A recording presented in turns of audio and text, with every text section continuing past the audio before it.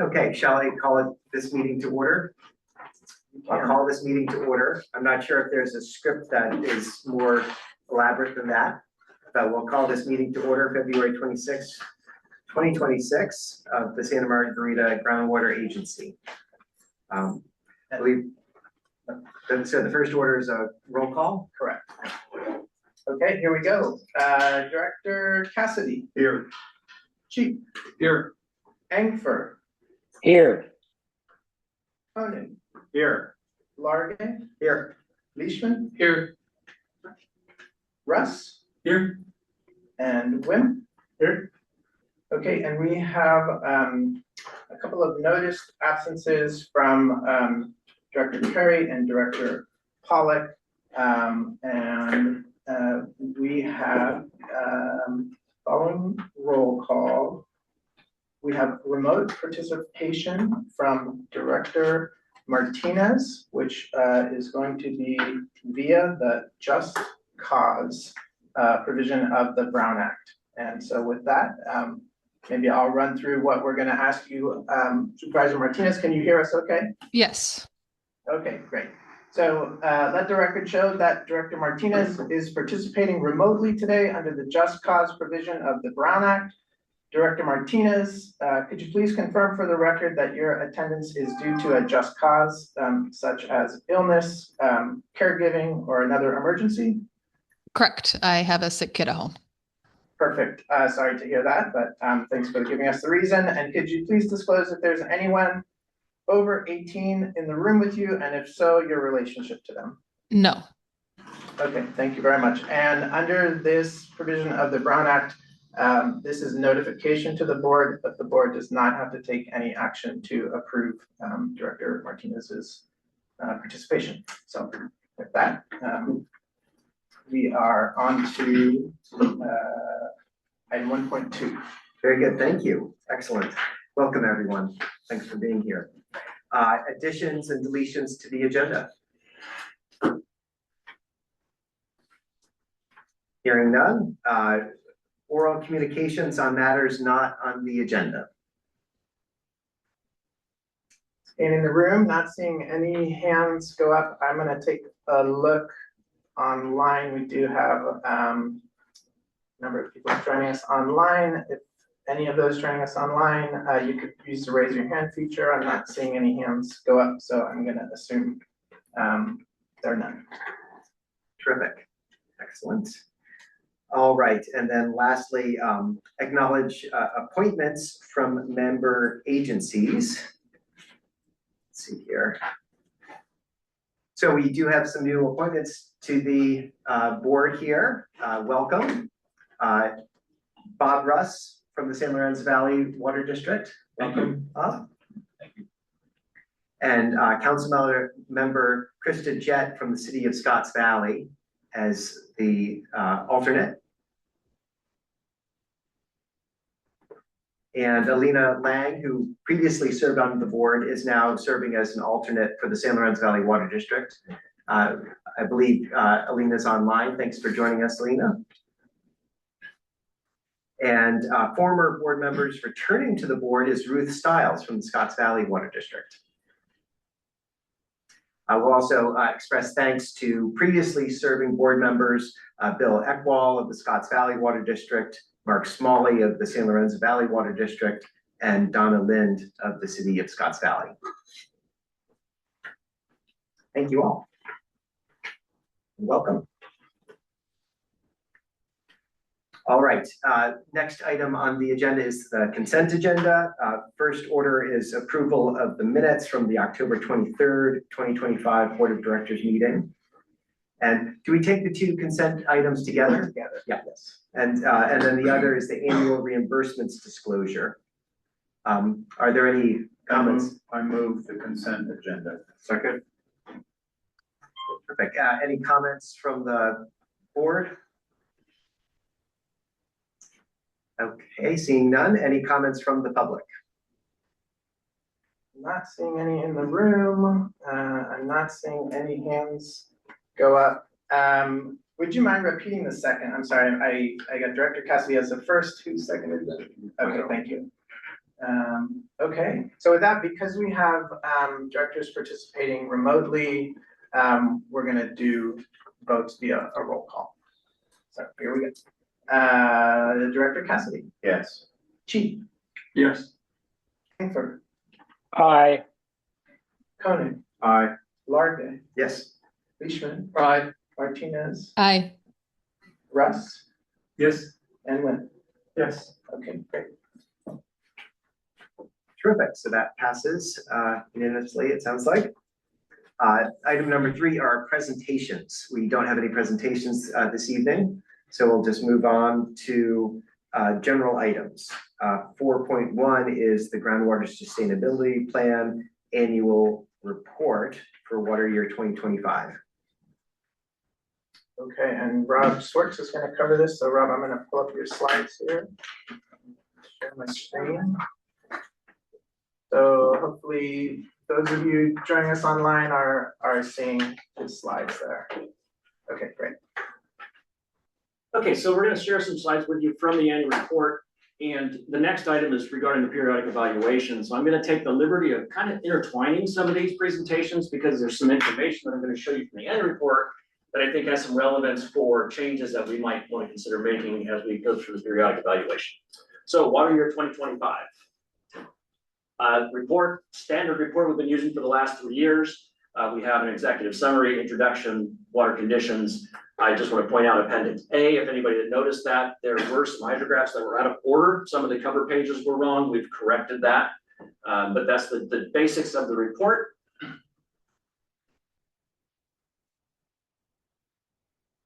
So as far as hydrology goes, there's some good graphs in there that show what we were experiencing. We have our precipitation gauges at Boulder Creek and down here in Scotts Valley.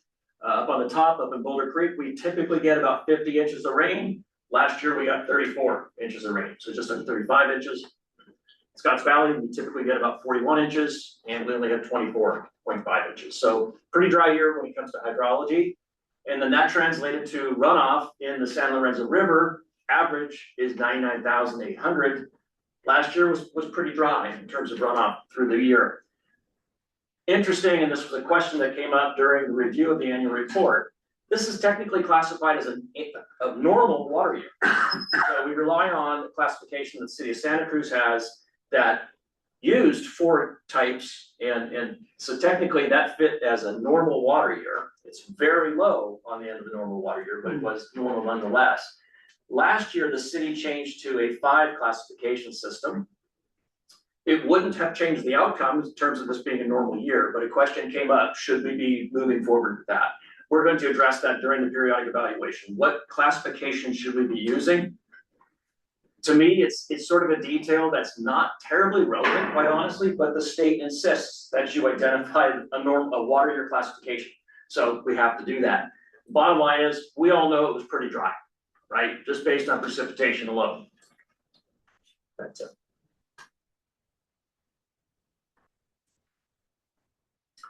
So water use for 2025 was pretty normal in terms of what we've seen over the last 3 to 4 years. This is total water use. The gray represents diversions taken by the city of Santa Cruz down outside of the basin, but for sake of completeness, we represent that on here. So if you really want to look at local water use, it's up to the purple bar at the top. If you want to look at groundwater use, you take out recycled water and surface water, and it's this brown line. So that's the total water use. And you can see for the last 4 years, it's been very flat. We had 2020 and 2021 because of the fire. We were relying on groundwater more frequently. So that was just a temporary increase. But you can see, generally speaking, we've been very stable with groundwater use. We used 2,383 acre feet, 3rd lowest since we've been recording back to 1984. Surface water use was about 1,100 acre feet, and that was higher than the long-term average. So in this case, San Lorenzo Valley Water District was able to continue using additional surface water, and so that allowed them to offset some groundwater use.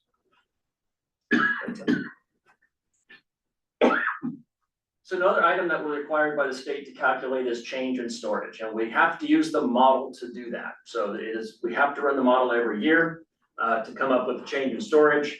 Last year, we estimate we lost 1,600 acre feet of water that would have been stored in the basin. with the majority of that coming from the Santa Margarita. So I think that's a pretty normal condition. We've talked about this in the past. The Santa Margarita has a recharge and discharge on the order of a year or two. I suspect that a lot of that loss from the Santa Margarita was continued outflow from the really wet conditions in 2023. It's continuing to drain down into the creeks. Normal, in the Lompico Butano, those take a lot longer. Those are happening over multiple years into decades. So much slower process in those deeper aquifers. A question? Yes. So just to be clear, the estimated loss from the Santa Margarita you anticipate would have happened regardless of water pumping or consumption. This was Yes, just consumption stacked from up the in- Santa Margarita itself wasn't higher, right? It was very typical. So a combination of less hydrology, less precipitation, and I think continued discharge into the creeks. Rob, I have a question too, if you don't mind. So this model, is this a standard state provided model that, so it standardizes all the, No, models, it's a locally developed model. We happen to use an application called ModFlow, which was developed by the United States Geological Survey. It was developed by the locals for our purposes. State does create one for the Central Valley, but we're not big enough for them to spend time, developing models in all these small basins around the state. So I'm just curious, just to understand how this works. So we lost in storage 1,600, call it acre feet. If the aquifers in total were 1,600 or acres in area, that sort of says we lost a foot in each of them divided by the porosity of that formation. Is that correct? So like sandstone, what would be the porosity of sandstone? Maybe as high as 10%, but some of it's going to be cemented. So it's going to be somewhere in that range. It's the Santa Margarita. Yeah, I'm just trying to get a feel for when the groundwater level drops at say a porosity of 10. If you lose a foot in the groundwater, it means that, or a foot in the storage, it means you lost basically a foot divided by 10%. You lost 10 feet. I think it's reasonable to assume we lost a foot to 2 feet on average in the basin. We actually had the Lompico aquifer, interesting, and parts of the Butano, we actually had continued increase because again, that's happening on a much larger, longer time scale, not reliant strictly on the precipitation. So we've reduced our extraction with an exception that we're going to talk about this evening from those aquifers. So in particular in the Pasatiempo area, we've been extracting less. We actually have seen the water levels continue to recover despite the dry conditions because it's a much longer time scale. And do all three aquifers basically get recharged only from rain, or is there flow over from like Santa Margarita? It's a pretty closed basin. We're bounded by faults on the side, so we don't have. But from one aquifer to another. And again, and we can get more into this at another point too, but typically Santa Margarita is separated by the Monterey Formation. It's a very tight formation, not a lot of recharge, it's very slow. So Lompico Butano, a lot of the recharge is actually happening because we're in a structural syncline. Those are exposed up in the hills and it falls down there and recharges through that process. So you're getting more, it's at an angle, but consider it more of horizontal flow than you're getting true vertical recharge in those deeper aquifers. Thank you.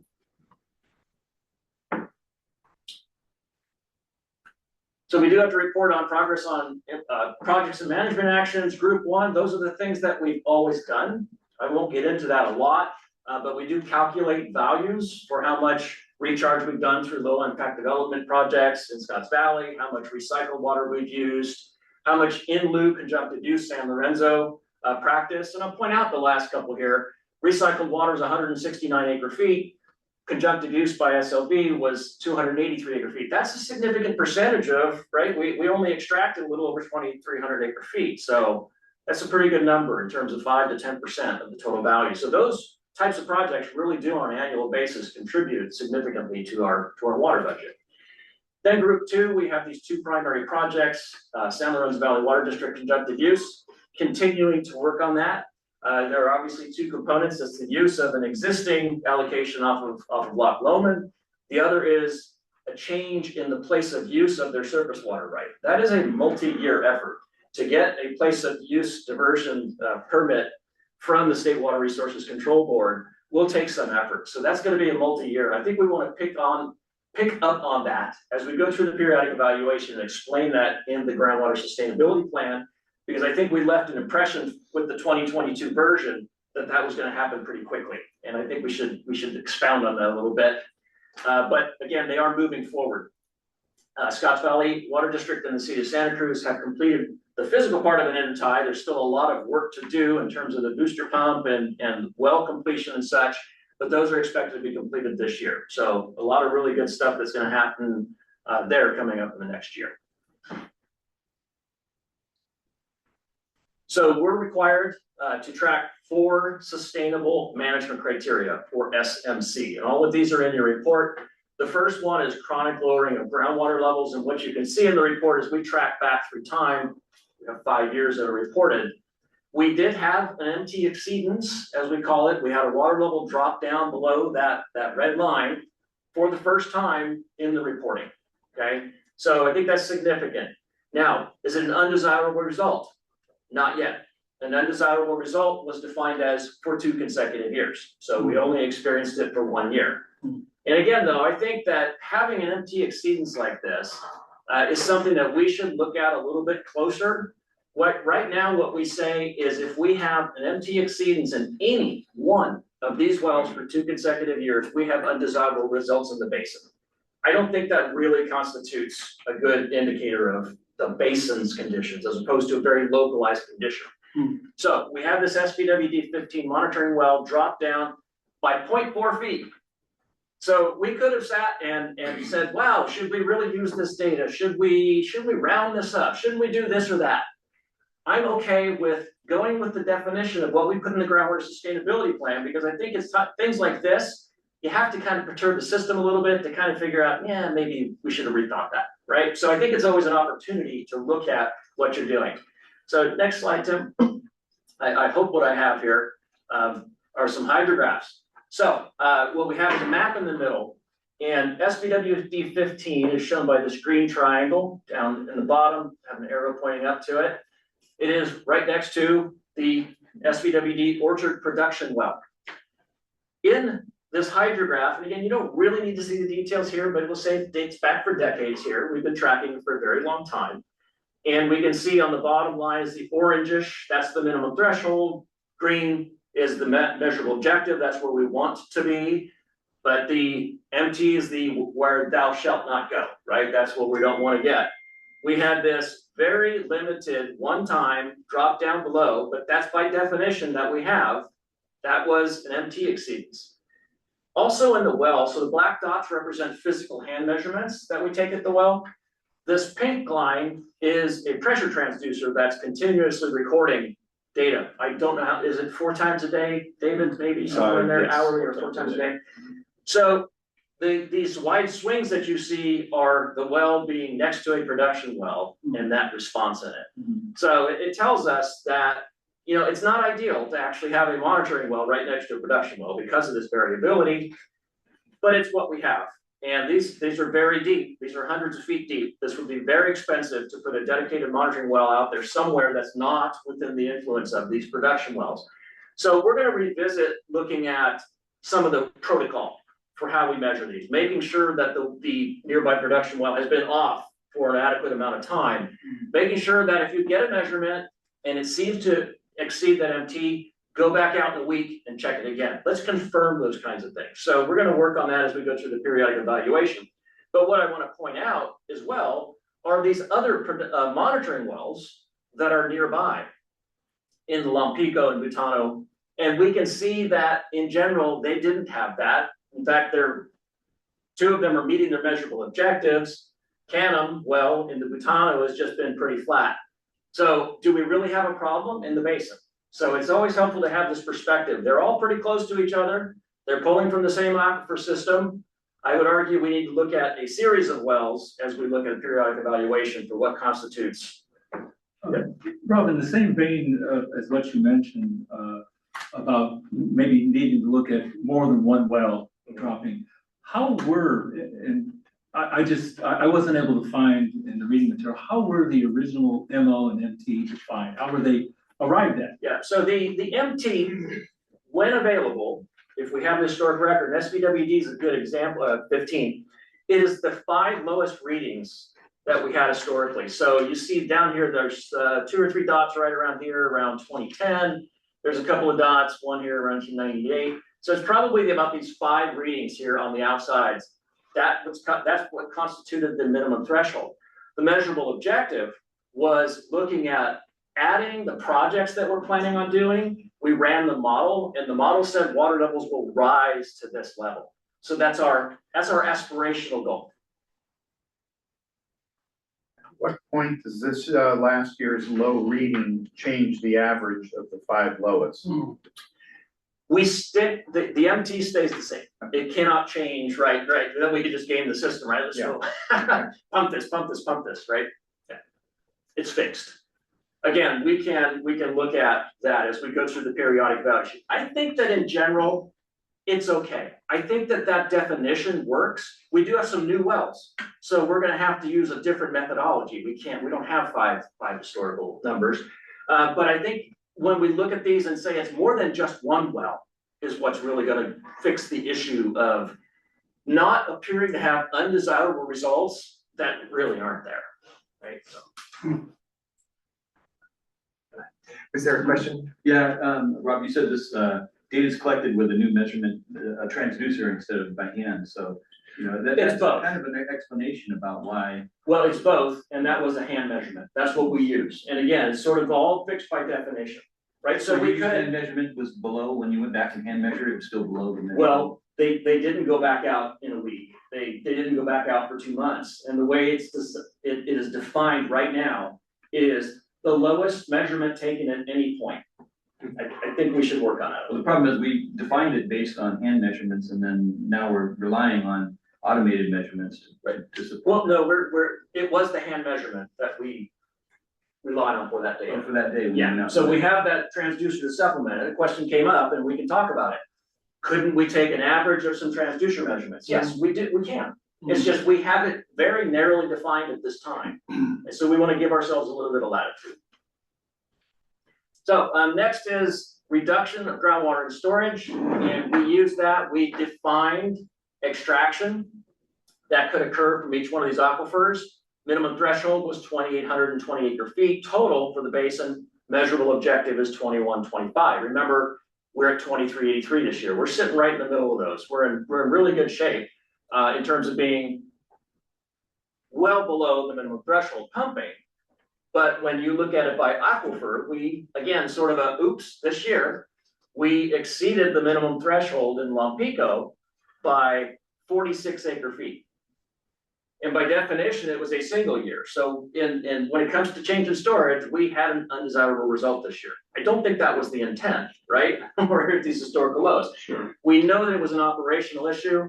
Scotts Valley Water District has wells that are completed both in the Butano and Lompico, and then it has some that are exclusively in the Lompico. This year, as they're working on getting new wells online, they relied a little bit more on those Lompico only wells, and it caused that to happen. We know that this coming year, one of those will be online for sure. one might, so that should rectify the problem almost immediately. But again, it's just one of these unintended consequences. The fact is, I don't think we're experiencing undesirable results, but by the definitions that we created, we have to say that we did.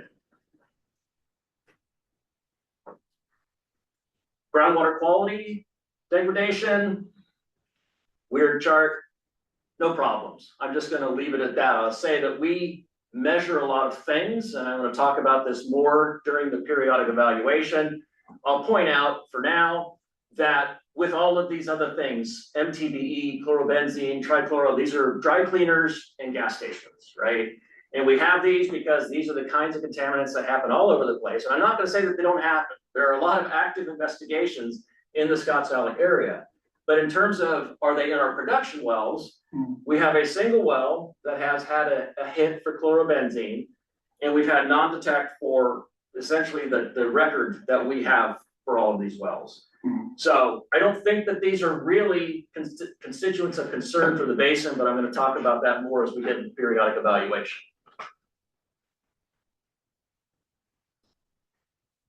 And finally, surface water depletion, and I'm gonna talk about this more during the periodic evaluation as well. Currently, we only have 2 wells that are located near streams that we use to indicate if we saw water levels drop down below their minimum threshold, we think that that could be causing a pull from the stream, right? Could be pulling water from the stream. That would be problematic. That's one of the things that we have to protect, at least going back to the beginning of SGMA, right? So whatever the conditions were in 2015, we can't make them any worse because groundwater basins pull from surface water systems all the time. They're interconnected systems, right? But the way that you evaluate yourself is, am I creating conditions worse than what existed on January 1st of 2015? So we have to go back a decade. We didn't have any issues, no MT exceedances. Rob, would you mind just going back for a second on the water quality? Mhm. I just wanted to appreciate, so you gave an explanation for some of the more toxic constituents on the right-hand side of the chart associated with dry cleaning, et cetera. But then the stuff over on the left, the TDS and the iron manganese. I guess we've talked about that previously, how iron and manganese are kind of nuisance issues treated for, so that you don't stain your porcelain or whatever. Right. And then the TDS, I guess that's the salt issue, and that's something to keep track of, but is kind of a wholly separate issue than the more toxic compounds there. I wouldn't say that they're totally separate. I mean, naturally occurring constituents can be a problem for your basin, right? They can still reach levels that are unsafe. So it's not whether or not a human activity has caused contamination like these ones on the right. TDS in a closed basin could through time increase. I'm very worried about that in the San Joaquin Valley, right? Because it's a closed basin, you continue to extract groundwater, it goes on the surface, it picks up salts. It doesn't have anywhere to go. No discharge, it goes back into the system, the salts increase. There's a lot of concern about that. I think the basin is not in terrible shape. We do have some increasing TDS in some wells. I think we need to deal with that during the periodic evaluation, but I do have some ideas around that. I will point out, because we're gonna talk about it again during the periodic evaluation, is iron and manganese. We set the minimum threshold as the not drinking water standard here, it's the secondary standard. It's not it's an aesthetic issue. It's not a health related issue. We set it at those values that exist and naturally occurring, right? So by definition, we're saying we have minimum threshold exceedances, but we're claiming we don't have undesirable results. It's an inconsistency that was not intended by SGMA, and I think we need to clean it up as we go forward in this. In fact, I think we need to remove iron and manganese because they are not real constituents of concern in the basin. They can be inconvenient. They can cause increases in your operations because you might have to treat them. But in terms of it being a true impact on the beneficial user in the basin, not so much. So we'll get into that. Thank you. So key takeaways from this report, yes, we had an MT exceedance. I think it's great. I mean, like I said, you have to test systems out, right, to kind of figure out where you stand. But it was not an undesirable result because that's 2 consecutive years. We did experience one for reduction in storage. We talked about that, but we're not really expecting that to continue because of, as we said, it was an operational thing, and we think that will get resolved this year. And I think that these types of results are really going to help us as we go through the periodic evaluation and GSP amendments to really kind of clean things up a little bit to prevent things like this from happening because, again, they're really not an issue. I think they were just things. You develop a plan, first time we were doing it, you learn from it, that's the adaptive management of SGMA, right? That's why you do a 5-year periodic evaluation and potentially a GSP amendment. So I think that those are the slides that I wanted to show. The action on the agenda is to authorize us to submit an annual report. Rob, I had a question. Was on a slide that you're not showing. It was in some of the more detailed contaminants well by well. And I was a little confused in that depending upon the well, there were different contaminant MO and MT thresholds. Yeah. And I was wondering, why would there be a difference? Yeah, so typically the MT or minimum threshold is defined as either a drinking water standard, primary or a secondary standard. So that is a fixed number that's been established by the state for the most part. So that's a pretty straightforward definition of what it is. The measurable objective is based on average concentrations that we experienced in that well. So we don't want those to change or get worse. I see. So they do vary. The only exception is nitrate. So the state standard is 10. We established 5 as the minimum threshold because we said that would be bad to get above 5. So that was the only exception in those numbers. Okay, thank you.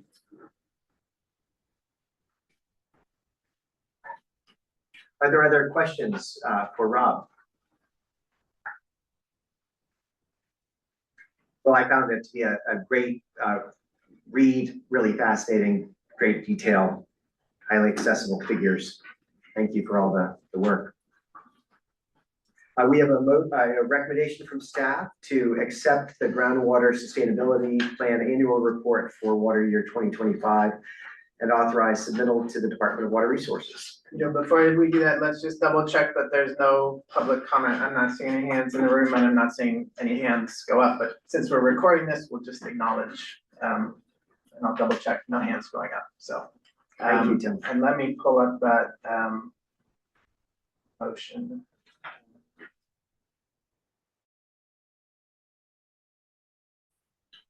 You just stated it. There it is. Should I restate it or are we good to I go? think we're good to go, so I think we're looking for a motion and a I will second. move, we accept the GSP annual report for 2025 and authorize submittal. Second. Okay. Director Cassidy, Aye. Cheap, Aye. Engfer, Aye. Koenig, Aye. Largay, Aye. Leishman, Aye. Martinez, Aye. Russ. Aye. And Wynn. Aye. Okay. Excellent. Great. Can I mention one more thing on that before we move on from this? And I think this may have happened right after our last meeting, so I'm not sure if I reported it or not. But the state has basically announced its intention that in 2026, for the next water year annual report, they do not intend to have us submit a full written document in the way that you've seen this. They intended to be more of a data-driven submittal. And so that's great news. I think that's going to help us, again, I think manage costs. We're not going to get away from running the model. We have to do that to do the change in storage. That's one of the data points, but I think that that's going to help. And this year, at another time, we would look to potentially establish an ad hoc, say, well, we don't have to do that report anymore, but we still want a report locally. It might be more graphically driven, a little shorter, more like an extended executive summary, but it would be an upcoming activity. But I thought that was really good news on the front of working with the state to try to find ways to help us lower compliance costs. What's the estimated cost savings if we don't have to do the big report every year? I would say nominally 10, 15 plus $1,000. So yeah, we still have to see what data they want and how they want it submitted. And it'll be an effort, again, like I said, next year to kind of say, well, what do we want? We still want something, but I would say it would certainly be in that range. Fantastic. That's great. All right, any further discussion of the report? Okay, onward. Our next item is an update on the groundwater sustainability plan periodic evaluation. Tim, can you promote Pete in case there's Sure. that comes up? Yeah. And with us online is Pete Denny. He is our project manager from Montgomery Watson, or Montgomery Associates, sorry, one of my other consultants for a long time. And I want to thank them for the work that they've been doing on helping support this. So periodic evaluation update.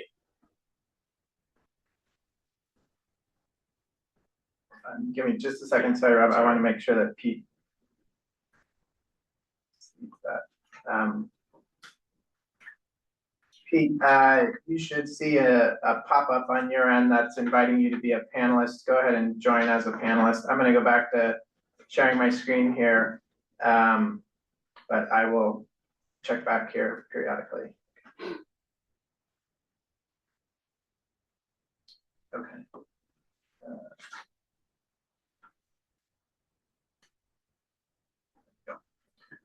So a little gory detail, I apologize, but this is a very significant effort. Again, it's the one that I think that the investment of time and effort into this will pay off for us going forward. So periodic evaluation, a quick overview. The state puts out this framework on how you conduct a periodic evaluation. There are 6 topic areas that you have to look at. You have to assess groundwater conditions that you experienced since you adopted your plan. You have to identify whether any new information was collected and was it relevant. So for example, we drilled some new monitoring wells, that's new information. The state ran an aerial electromagnetic survey, an AEM survey over the basin. Interesting, I don't know that we learned a lot about it from it, but we would certainly add topics like that in our periodic evaluation. We have to talk about the status of projects and management actions. We have to review our monitoring network. We have to identify what other sorts of groundwater sustainability plan implementation activities did we do, what kind of public outreach did we have, so we document our meetings, the stakeholders, the types of information that we put out. And you have to, most importantly, address the recommended corrective actions that the state gave to us when they approved our plan the first time, because they always let us know it's a conditional approval.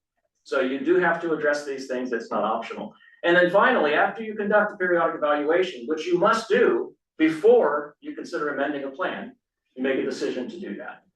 We've been dancing around this topic for a number of months at this board. We now can conclusively say we have met with the state, we've talked about the recommended corrective actions, and we do recommend that in doing those corrective actions that we do amend the GSP. We're officially going to be kicking that off tonight.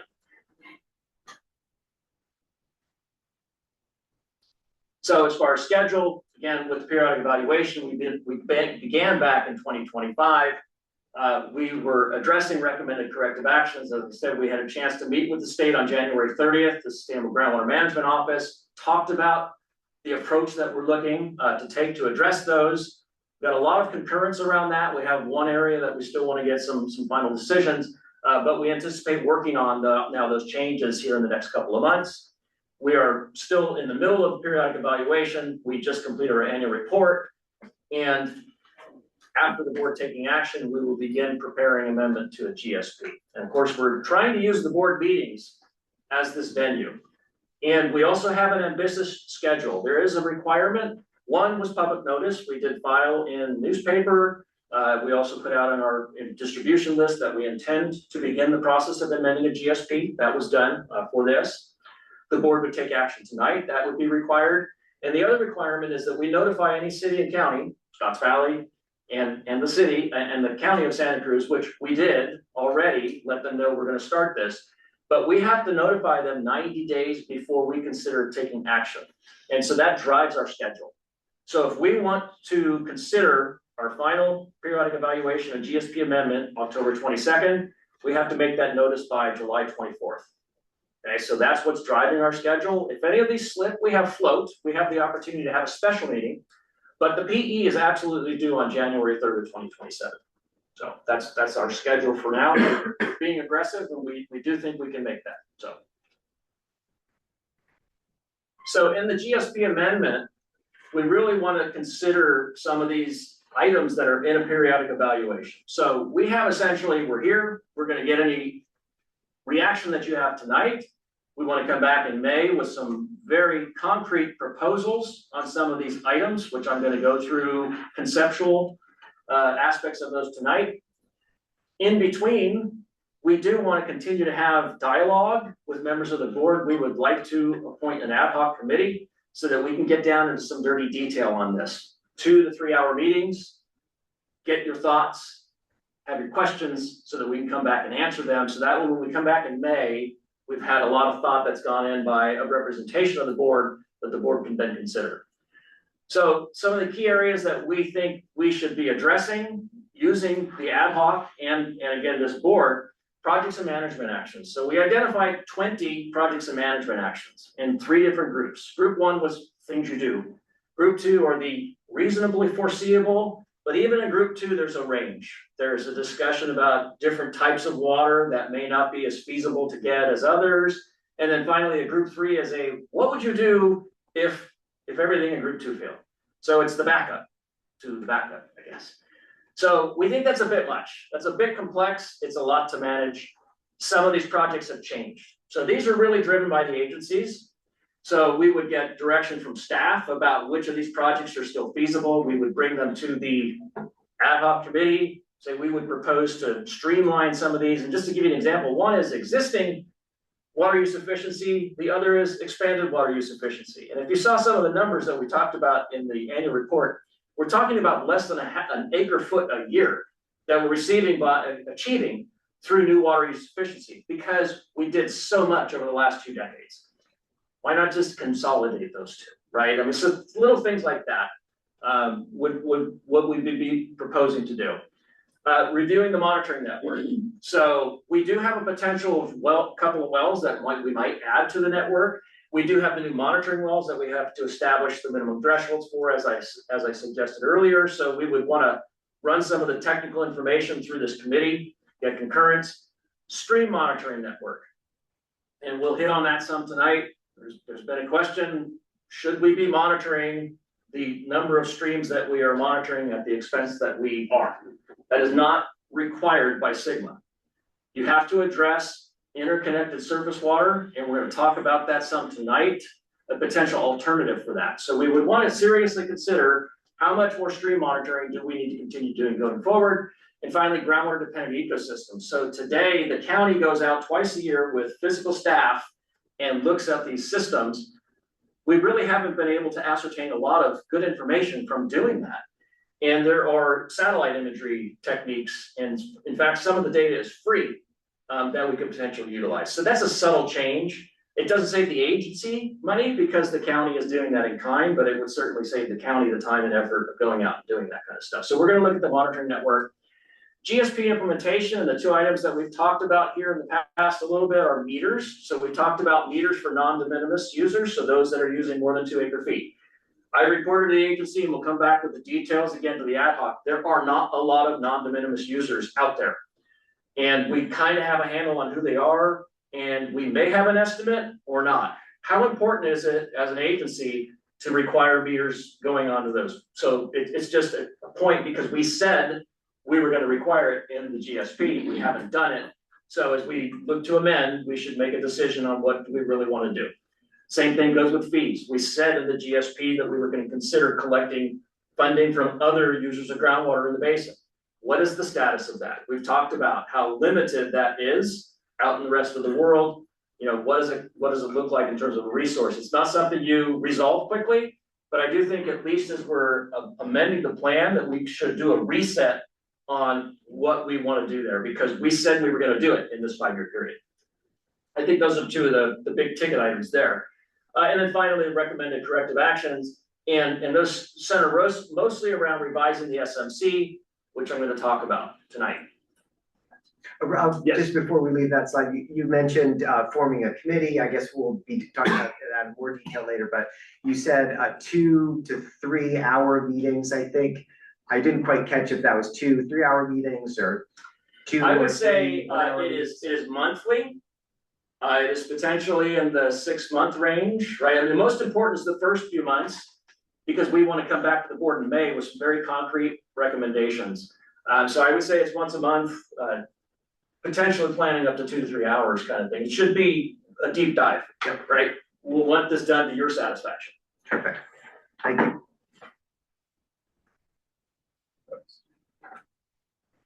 So I'm just going to run through the 4 recommended corrective actions. I'll run through this one. I'm going to spend some time on the others. The first one was the state told us that we needed to do a better job of identifying and evaluating beneficial uses and users in the Monterey Formation, better job of monitoring and the like. And we essentially described the process with the state that we looked at county well records. We've been able to isolate the number of domestic users that are in the Monterey. We have added monitoring wells. We've added 3 monitoring wells and a private domestic well that's a cooperator now into the network. So we've improved the monitoring pretty substantially. And I think most importantly is we work very closely with the county as a partner, because the county has its drought plan in place, which has emergency actions for domestic users should there be a problem. We are now participating in well reviews. So in fact, this week, received a domestic well permit that the agency was asked to review. So we've really become part of the process. And so I think that's going to address this entire domestic issue, in particular in the Monterey Formation. So the state said it was good. We're going to write up that information. I don't think there's any point in kind of hashing that here tonight. It's not a lot of technical detail, not a lot of decisions to make either. Rob, I guess the primary users of the Monterey Formation are almost all private well users, is that correct? Yeah, I think there are 1 to 2 small water systems that would rely on it, but they're very small, handful of So customers. what's driving, I guess, the state's comment here that this is a corrective action? I think it's the number of users in the Monterey. And again, not really knowing our area very well, right? So they're seeing this, well, there are potentially hundreds of domestic wells, and there are, we estimate somewhere around 270 of the roughly 700 total private domestic wells that could be in the Monterey Formation, mostly up in the hills, right? Yeah. So they just wanted more information. They wanted to know that, you know, we believe that they're going to be protected given the standards that we've created for the basin. Are you using the updated data that the county ran about 6 months ago? They went through a whole scrub of all their wells. Yes. Countywide, AI, all kinds of stuff. Yes. Okay, good. Good data set. Better. Nothing's perfect, but it's really good. They were So, very proud of that. They were very proud of that work. Yeah, they should be. It's Yes. impressive. Yeah. So recommend corrective action number 2. So when it came to our groundwater levels, we said they couldn't be undesirable results if we were experiencing drought conditions. And the state kind of made that clear. That's a no-no. And so we have to remove that condition. And we've talked about that here starting, months ago, and we've talked about it in more detail tonight. The way we currently have it, right? If it's a single well, that could be problematic. So we want to reduce that likelihood. So we have met with the state, and I think I hinted around this a little bit again in our last meeting. So, but bear with me. I'm going to spend a little bit of time kind of explaining the logic here. So we have roughly a dozen wells that we currently use in our groundwater level network for representative monitoring points that we have to evaluate. If you all recall, twice a year, I talk to you about what's happening in the shallow, unconfined Santa Margarita wells, what's happening in the deeper confined Lompico Butano wells. And so this is all from the groundwater sustainability plan. On the right is where we have Santa Margarita present, where we have Santa Margarita well fields. We have Quail Hollow, Olympia, Pasatiempo. Deeper, again, for production wells, we have nothing north of Bean Creek. There's a couple of small water systems, but all of our production is down in the Scotts Valley area in the deeper Lompico Butano.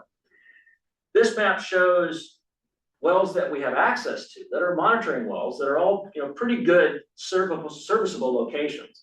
So what I'm proposing to do is actually increase the number of monitoring wells. It's all wells that we visit and we collect data on. So it's not a new activity, but it's increased the number and separate them into an upper unconfined system and a lower confined system and come up with a number of wells in each of those. Go ahead, Tim. So we showed this information to the state, we showed the map, we said, hey, in the shallow system, we've got this good distribution throughout the basin. In the deeper system, it's all down in the Scotts Valley area, but there's a very good reason, right? And that's what we should be monitoring. So in the middle is the existing one, right? And we have this, I highlighted the any well, that's a little problematic. And of course, the non-drought years was something the state said you had to get rid of. So what we're proposing is a slightly different approach where we separate these two systems out and we rely on a larger number of wells in total. But we're saying in the shallow system, it would have to be 3 or more RMPs that fall below the minimum threshold for 2 consecutive years in the shallow system, or it would have to be 3 of roughly 11 that we have in the deeper system. So it's a number of wells. That is a regional type of issue, okay? So in the example that I give a lot is that San Lorenzo has a well field in Quail Hollow and a well field in Olympia. If in any given year you chose to use one of those fields preferentially, you could get a drawdown from a monitoring well. But we have 2 wells in each, 2 monitoring wells in each of those systems. This gives you the latitude to say, this year, I'm going to allow the Quail Hollow to draw down below those MTs, but everywhere else is okay. So it gives you a little bit of freedom with operationally, but really insists that it's more of a regional thing in nature. And this is pretty standard. This is done by most other basins in the state to take an approach like this. Okay. So that's what we're proposing to do. Again, with the ad hoc, we'll come back, maybe 1 or 2 wells here and there, a little bit of adjustment, but that's sort of the broad outlook on what we're proposing with it. Is there much expense associated with increase in the number of No. monitoring wells? There are wells that we already monitor, data's already collected from the agencies and submitted to us, by the way. Okay. We actually collect this data, prepare the contour maps that were required by the state to prepare, which we're hoping to move away from a little bit, but that's another story. With the data in hand, would it be straightforward, hopefully not, to back test this standard looking back over the past few years and show that it's roughly comparable to what we've been doing? Right. I mean, in terms of our level of effort, it's absolutely consistent. Again, what we're doing is we're reducing a little bit of risk by taking away from a single point, right? Which again, was a really conservative approach, which is not common. But what is the actual process or steps to formally convert each of these ones that we already get data from into a monitoring well for the purposes of this? I'd say most of them are already there. There are a couple that have some equipment in them that we might consider making some adjustments to that would make them more suitable for that purpose. But for the most part, they're all serviceable for the purpose that we're looking at. But we'll come back and talk about that too. How much history do we have on the Quail Hollow wells in terms of data going back in time? Those are even replacement wells, so it's kind of decades. Even the well that we drilled a dedicated monitoring well at is an old production well site.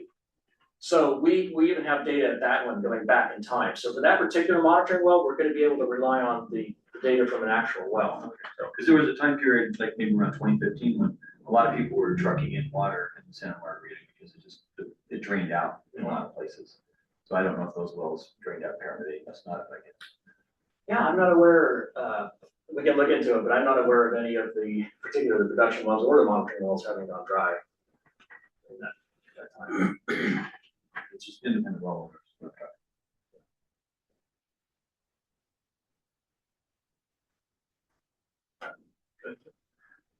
So degraded groundwater quality, and again, this one's one I want to spend some time on because I think it needs some pretty significant changes. So for starters, the state's comment was we had a caveat in there that it had to be something that we caused. It had to be related to our pumping, and that's just not how it works. If the basin has a problem, the basin has a problem, and you have to address it. So we have to take that out. But that's okay. We wanted to address this whole thing anyway. And they also said that we had to address constituents of concern, and we were I was concerned about that statement. I wanted to get clarification from them. So we had a meeting and we talked specifically, let's say, about iron and manganese. So is that really a constituent of concern in our basin? Do you think if I was to propose we eliminate those from something that we're monitoring, would that be a problem for us? And fortunately it came back and indicated, no, shouldn't. It's still us defining and justifying, right, what your constituents of concern are. So go ahead, Tim. So let's go back to that table. So for starters, chloride is not a problem in this basin. If you have high TDS, you may have high chloride. I think chloride is maybe a remnant of this plan was developed after the Santa Cruz Mid-County, which has seawater intrusion, and chloride is a very important indicator down there. It's not a problem here, so why bother with that? It's not. There's no indication that should be a problem for us. Iron and manganese, again, a secondary standard. Yes, it's inconvenient, but it is not causing the basin to experience undesirable results. I would propose that we get rid of those. The organic compounds, again, we've had a single exceedance in a single well. I really don't think that they are constituents of concern in the basin today. So what I'm proposing, go ahead, Tim, is that we keep total dissolved solids, we keep arsenic, because we have seen some variability in the wells depending on conditions, so we should be concerned about that. And obviously nitrate, that's a pretty well-known issue in the basin. Those are the basin's constituents of concern. We keep those and we track those. We also adjust the sustainable management criteria. We don't strictly look at, the health standards, the minimum threshold. For total dissolved solids, the health standard is 1,000. Do you want to get to 1,000 before you do something? Maybe a minimum threshold, again, done this elsewhere, maybe the minimum threshold is like 900. Maybe that's the point at which you really should start taking action, right? Nitrate, we did that. We used 5 for nitrate instead of 10. And then the measurable objective is, again, the whole concept in the law is degradation, right? From a starting point. And so in our case, it might be something like a % increase. So if I say I have average TDS in this well of 200, my measurable objective is not to see it increase by, let's say, 10 or 20%, right? That's nice and stable. So I would establish a measurable objective in that case. Maybe it's 220 in that well. So we want to look at data, again, using the ad hoc, coming back and explaining to you what the process is. This is pretty common. Again, this is an approach that's taken by many other agencies. Again, more than a single well. It's not a basin issue. So we should say something along the lines of 3 or more wells, right? And again, we have a dozen or more wells that we're using for this purpose anyway. But in doing that, I'm not suggesting we ignore things. I'm suggesting we add an actual improved process. And we're pretty lucky in the basin that we only have a certain number of production wells. They're all pretty easy to track. I could pull up the water quality results for all of the wells, including some of the small water systems, in about an hour on an annual basis from Division of Drinking Water. And I can look at that data and I can see if there was a detect of something. Right? So if something new popped up, I can ask you, agencies, did you have a hit for something this year unusual? Did you have an MCL exceeds, right? So it's a really more proactive process. And what we're adding to that, so that would happen annually. If something happened, we would come back to the board and let you know, at that annual report time. We also have put in place, and we've already talked to the county site mitigation program. They have primary responsibility anytime that there is a site that's identified as potentially contaminated. So the county takes over locally, and they're pretty proactive. And so we've already talked to them about, hey, could we meet? Every year I collect my data, we look at it, we say, oh, there's something there in that well, because they're not looking at production wells. They're looking at a dry cleaner just popped up, right? So they're managing sites, we're managing water supply, we bring the two together. We share information. We have an annual meeting where we do that, and they were really on board with doing something like that. So I think it's a more proactive process where you're gonna catch more issues rather than listing a series of contaminants and saying, well, we didn't see any of these, so we don't have a problem. But are you suggesting we remove 8 of these 12? I'm suggesting that for purposes of the standard monitoring that we're doing in terms of establishing MT and an MO, it's TDS, arsenic, and nitrates. Those are the only ones that cause me concern right now. Again, I'm not gonna say, when I look at a map and see a series of dry cleaners, that doesn't concern me. Yeah. And we should be paying attention to it, but you can't predefine what the constituent is, right? I don't know, but I like iron and manganese. I mean, as a well owner, it's a pain because my filtration clogs up. I have to clean it periodically. So I think if there's variation, certainly by the well owners, it's going to affect us from a maintenance and cost perspective. And I think probably for the larger production people as well, because you have to remove, or you at least have to control it. Yeah, and I think we'd have to look at, and again, we can bring that to the ad hoc. We'd have to look at trends in the data. Are they increasing? Are they changing?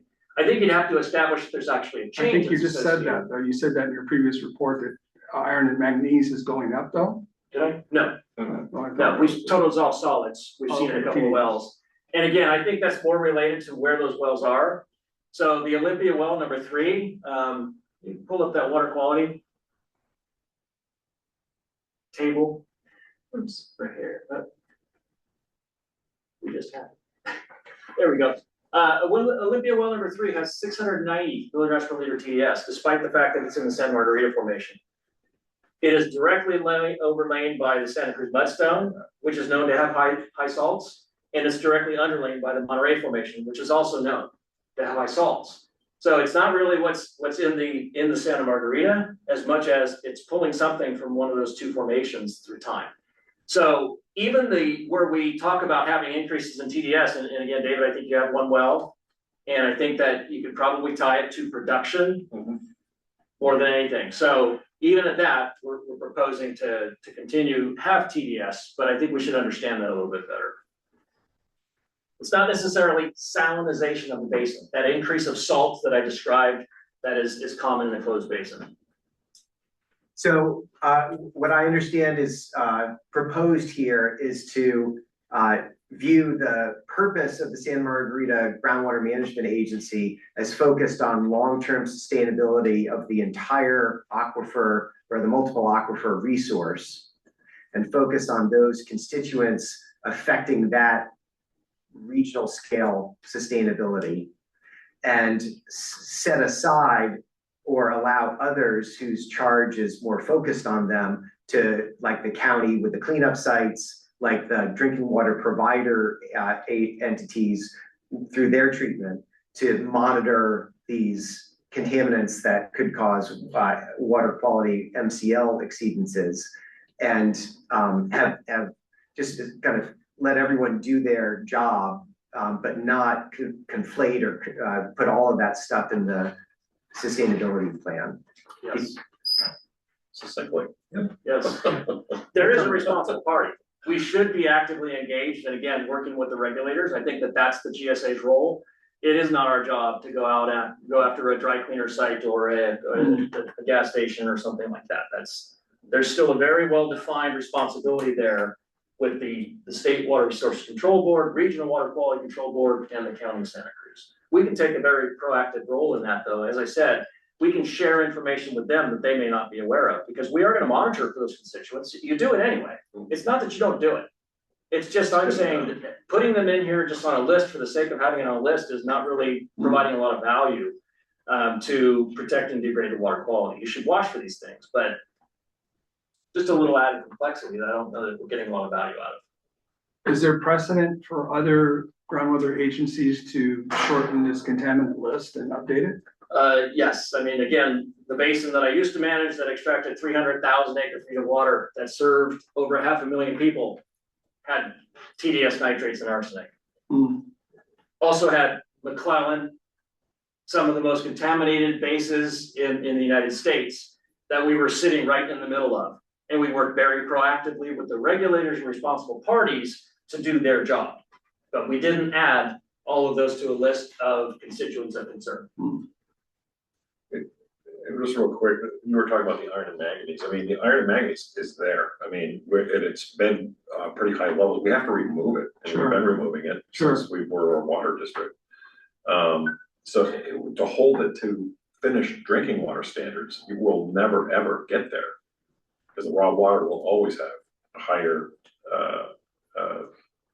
milligrams per liter than Drinking water standards. So the drinking water standard. Yep.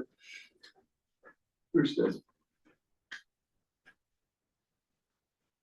Good questions and input. Good. So recommend corrective action number 4. I said we had some good discussion, not quite a final decision. Same week, I was able to meet with the person responsible for developing the interconnected surface water criteria that are supposed to be released by the state. They were supposed to get released last year. They're still not out. Everybody's concerned once that guidance document comes out about what it is going to do to them. And so we met with them and kind of explained our situation. I think the gist is that they don't believe it's going to result in a lot of new work for us, which was good news to get in compliance with whatever guidance comes out. But we had some interesting conversations that I think that are possibilities. Again, I think we're going to expect some more feedback. We'll go back to the ad hoc committee, but I want to daylight a little bit of these concepts here as we go through this. So the corrective actions we got from them were remove the undesirables and red salts in drought years. Okay, that's pretty standard, right? But then they said, consider using the guidance as appropriate when it comes out. So again, we wanted to kind of preempt that and have a meeting with them and explain our situation. So go ahead, Tim. So a couple of concepts that we want to talk about. So today, the map down on the right has two small triangles that are shown in outlined kind of cyan blue color, cyan, whatever that is. They're very near streams. And it's a typical approach, if you look at the diagram up at the top, by most agencies, including the one that I used to work for, is to try to locate a monitoring well as close to the stream as possible and sit and look at that relationship, the stage and groundwater elevation relationship, understand if that's changing or not, and that's how you want to address it. Not everybody agrees with that approach, although it's the most common. So there are some, in December, I think it was GRA had a little symposium today, and I think it's online for anybody that's interested, talking about interconnected surface water, and the state representative was there in particular, that I did end up meeting with in January. And there's another concept as you move away, right? It's one thing to monitor a well immediately next to a river, but what about the next well out? Let's say that scale is a quarter mile away. What's the gradient between those two? Because we know water follows gradients, right? And then what if somewhere further away, well C, that one gets drilled and they pull water down even further. So on some time scale, even though you're monitoring this well right here, you don't really see anything, the basin could be having problems on the whole. In the Santa Margarita, again, we know things happen in the 1 or 2 year time frame. Lompico, Butano, those are much longer time frames. So something could be happening over a longer time frame that you can't monitor from this location. So one of the statements that was made was, we'd really rather see you monitor all of your water levels, so you track what's happening, right? And it occurred to me, well, we do that. We have all of these wells, we have these minimum thresholds, they're based on protective levels. Maybe that's not such a bad approach, right? To consider doing that. So it could be that we take the monitoring wells that we're proposing in the groundwater level monitoring network, and instead of just focusing in on the ones that are right at the streams, focus on all of them. It's a more holistic approach. And I don't think it really represents any risk for us, because I think we're going to be in compliance, right? Every indication we have is that we would be. So there's a first concept. Second concept, Tim. Second concept is, well, how much groundwater do you use, right, in your basin? And we, in this basin, you all, we have a really good success story here. So we show this to the board, we track this. This is sort of a decadal average. So going back to the mid-1980s, the basin essentially had its peak groundwater use from 1995 through 2004 of about 4,400 acre feet on average. That's a lot of water. Starting in the next decade, came down to 3,600 acre feet. And then when Sigma passed the last decade, you've used 2,700 acre feet. And it's been declining, showing you pretty consistently, it's been the 23 to 2,400 acre feet. And that's before we even start the conjunctive use programs. So this basin in particular, since Sigma passed, and I hit on that earlier, the point of compliance for Sigma is January 1st of 2015. So if you look at the decade prior to Sigma, we were using 3,600 acre feet. The last decade, we're using 2,700 feet. We are using less groundwater. Okay? Are we pulling water from the streams? Are we intercepting water that would be discharging? Yes. Have we changed the condition for the worse? No. We've actually improved the condition because we use less groundwater. Okay, so that's a pretty important point. And when I met with the representative, he indicated, I'd like to see maybe extraction values. And I said, wow, that's great, because we were thinking the same thing. We've assigned these extraction values. We've established our minimum threshold at 2,800 acre feet. And that looks at what is sustainable in this basin, considering the projected growth and climate change. So we ran the model, we came up with these numbers. We think that 2,800 acre feet is sustainable. We don't want to do more than that. That would be undesirable. Again, when you look at our numbers, we're below those. So we're in really good shape with that. And then our measurable objective way we came up with that was we implement the conjunctive use programs that we proposed, and that's where we would be in terms of usage. So we're gonna be somewhere in between these two numbers, and we're already firmly there. And so this concept of simply looking at your extraction for compliance as well, of course, cleaning up this little issue between this Lompico where we had some changes, Jeff. So the intertie allows Santa Cruz to draw water in a drought emergency situation. And so if they start drawing, they're 10 times bigger than us, or way bigger than that even. And so if they start drawing any measurable amount of water from us during that drought emergency, we're gonna go way over these numbers. So if these become a compliance requirement, we have to think about that, take that into account, this potential for during a drought that Santa Cruz wants to. Any proposed operations have to come forward and say, how are you gonna comply with these parameters that we have fixed? Rob Geiger, I think, has his hand up. Yes, sorry. Thanks. Going back to the consideration that you mentioned, Rob, that you took into account climate change, I just wanted to confirm that you kind of normalize the analysis to take into account the changes in evapotranspiration that have happened and that we anticipate. I don't know the details, Doug, of the data set that was used for climate change, so I can't really answer that question, but we can follow up and let you know. Okay, thanks.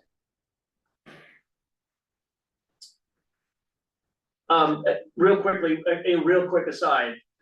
As we do the periodic evaluation, we do want to reevaluate the Lompico-Butano split. The reason for that is this plan was 5 years ago. Scotts Valley had different plans. Their newer wells have been getting deeper. And so the percent of water that might come from Lompico-Butano will have changed. And so the numbers here might change, but the total basin numbers won't change. So those may require some adjustments just because of the reality of the way that these wells are being constructed. So I just want to highlight that real quick because, again, that exceedance I just think was an anomaly, and I don't think that we're going to expect to see it again. But again, we were able to explain this to the state. Here's how we came up with these numbers. We are reducing our water usage. It's not going to go back anywhere near where we were when Sigma passed. That's just not going to happen. So these are protective. So one more slide, Tim. I'm sorry, Rob. I think following up on the gentleman's question, given, I guess that you're basically saying 2,800 acre feet is kind of our, right now an easily attainable measure. I'm assuming that the model can be used to simulate what happens with 3 or 4 year severe drought and see what it does then to groundwater levels and then extra pumping from groundwater instead of surface water. And you're saying that even with those kinds of scenarios, the 2,800 number is sustainable. That's the average, right? The average over the 50-year modeling. I see. So it has these extended drought periods in it. It uses a hydrologic cycle that simulates, yes, we have a 5-year drought. Well, we have 3-year wet years. We have, they use a sequence of years. Okay. To come up with that. So the longer term or life, flow term, I don't know what the right term is for Lompico and Butano, those would be, as you said, maybe a decade or more. But the Santa Margarita is maybe only a couple years. Santa Margarita is always gonna be a Santa Margarita. It's always Right. gonna be even yeah. So a 4-year drought really hits that hard, and drops. Well, but the conjunctive use program, especially with SLV, when you think about it, is really focused on Lompico, where there's that longer term. Yeah. And then it's the expansion of surface water so that in the wetter years, you can get water out into other parts of your system. But that Santa Margarita is always gonna be a fairly short term. Right, because you're proposing that we're now gonna do shallow wells, not having 3 exceed and the deeper wells. And so in a 4-year drought, the shallow wells in the Santa Margarita might actually for 2 years drop below that. It's a good point. That's a good point. And we would have to look at that as we run the risk. Right. So, okay. Good. And I think you're bringing up a point because I'm going to give another example. Again, I've been giving examples. We don't have to end up in those places, but here's what I actually kind of pitched to the DWR representative. I didn't get SMGWA, the official office, to weigh in on it, but here's what I propose, we basically combined the upper and lower, in this case, just an example, said, well, what about 5 out of 23? That's another way of approaching it, right? So again, we want to consider what are the needs, especially of SLV. You know, if we hit those types of situations, you have 2 well fields that are focused on Santa Margarita, right? Could you not use those? Could you get, or if there is going to be a risk, then it might be better to combine all of them together. So again, just something to consider, but it's still more regional in nature. And again, we said, or we have an exceedance. So it's a very conservative approach to defining the criteria for interconnected surface water, but it's something we're already going to be doing. So it's not something new that we have to do. So We didn't know that what Santa Cruz, we had a discussion about how much water would be flowing from out of here to Santa Cruz during this drought emergency, and I mean, it could go on for more than 2 years, it would seem. And if we went on for 1 year, we could do that, and we would violate the lower clause here. But if we do it for 2 years, we violated the second part of this, and now we're in violation. We could have discussions about how long they would be drawing water from us and in what volumes. We haven't, Even for but aquifers, but they're, our aquifers could be built up really large, and it could be there's lots of water there that they've helped us bank up that we could draw out for them. But if we've made a rule that we're not allowed to, then that seems kind of silly. It seems like we should, if they've allowed us to build up a lot of water level in those aquifers, it seems like we should be able to run the water at higher volumes and provide it to them during their need. But but the second clause, it would stop us from doing that, which is us over 2,800. yeah, I think that if a program was to come into fruition, that could get described to us, right, brought forward, that could be modeled. And that modeling might justify changing of those other numbers, right? At this time, there is nothing that's proposed, so I have nothing to react to. But it could, right? If you're bringing in another source, because that's not in the GSP, if you go back to them, and the numbers that we have listed here, that is not contemplated. That was not a project that is simulating these numbers. That would be a change condition. You can do that. These are intended to be dynamic plans. So you'd want protections, but you could certainly accommodate some change in operations. This is assuming the current conjunctive use program by SLB. I guess the point that I'm kind of hearing is that we want to avoid a situation where it looks like, hey, we can do these averages over more wells for 2 years and then find ourselves actually kind of you know, in trouble in a drought situation or some other emergency like that. And I know you and I had spent some time during my orientation talking about how do you calibrate the model? Because if we're going to depend on this model to give us simulations of a 3-year drought, and it's you know, plus or minus 30% accurate, well, Yeah. that's a problem. Yeah. Right, and that's a technical question, but I nevertheless, you know, I'm concerned about it. Yes, obviously we're going to rely on that for giving us indications of what might happen in bad years. Right, and I'm always a bigger fan of relying on empirical data, right? And that's basically, you would define what the conditions are. So I've worked in, again, the Central Valley, where it's common to have these water banks, so they set up rules.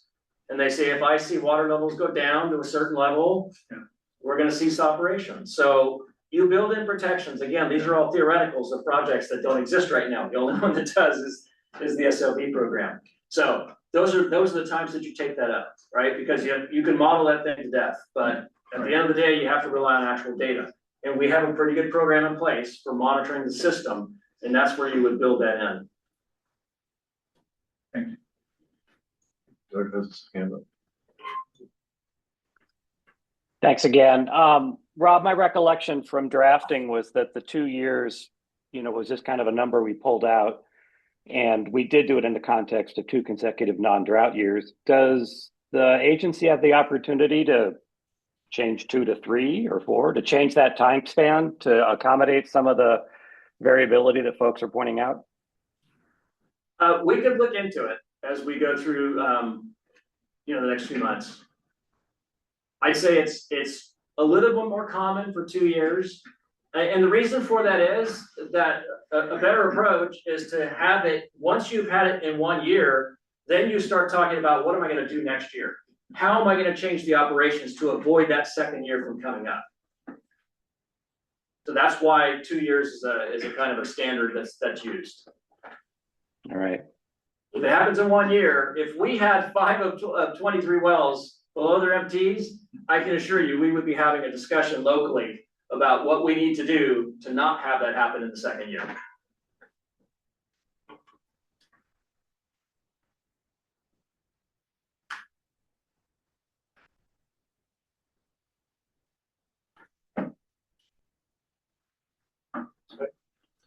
Good, these are big concepts, you know, so it'd be nice to get into the detail. Again, I wanted to daylight so that you can see what we would want to be working on over the next few months, coming back to you with some more specific proposals, because they're the heart of the plan. Right? I mean, a lot of the rest of the stuff's gonna be writing, gonna be updating some numbers and things like that in the plan. We do have to submit a full red line. We have to show everywhere we made a change in the GSP. I don't want to change it wholesale. We want to focus on these topic areas that I was talking about tonight. And, you know, again, we need some direction from the board in May that you're comfortable with some of the definitions, in particular, of the sustainable management criteria, so that we can go then and continue working on the draft and plan to have that for August. Excellent. Any further questions?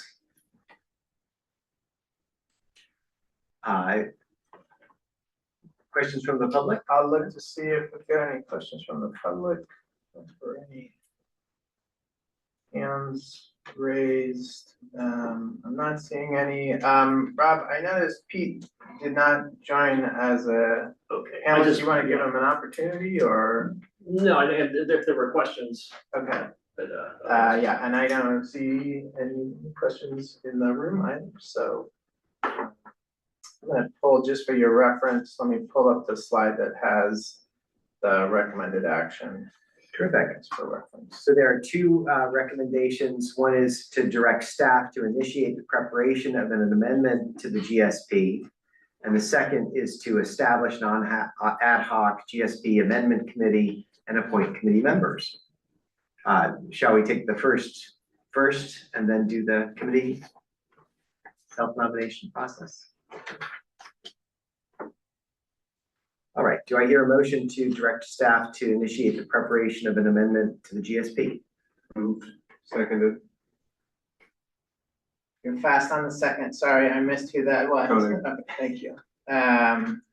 Okay, and then I hear we'll do this in 2 rounds. Does that make sense, or we could do it all at once, I suppose? Not sure about a 2-part I recommendation. think we can do it in one, if we get the nominations, but either way.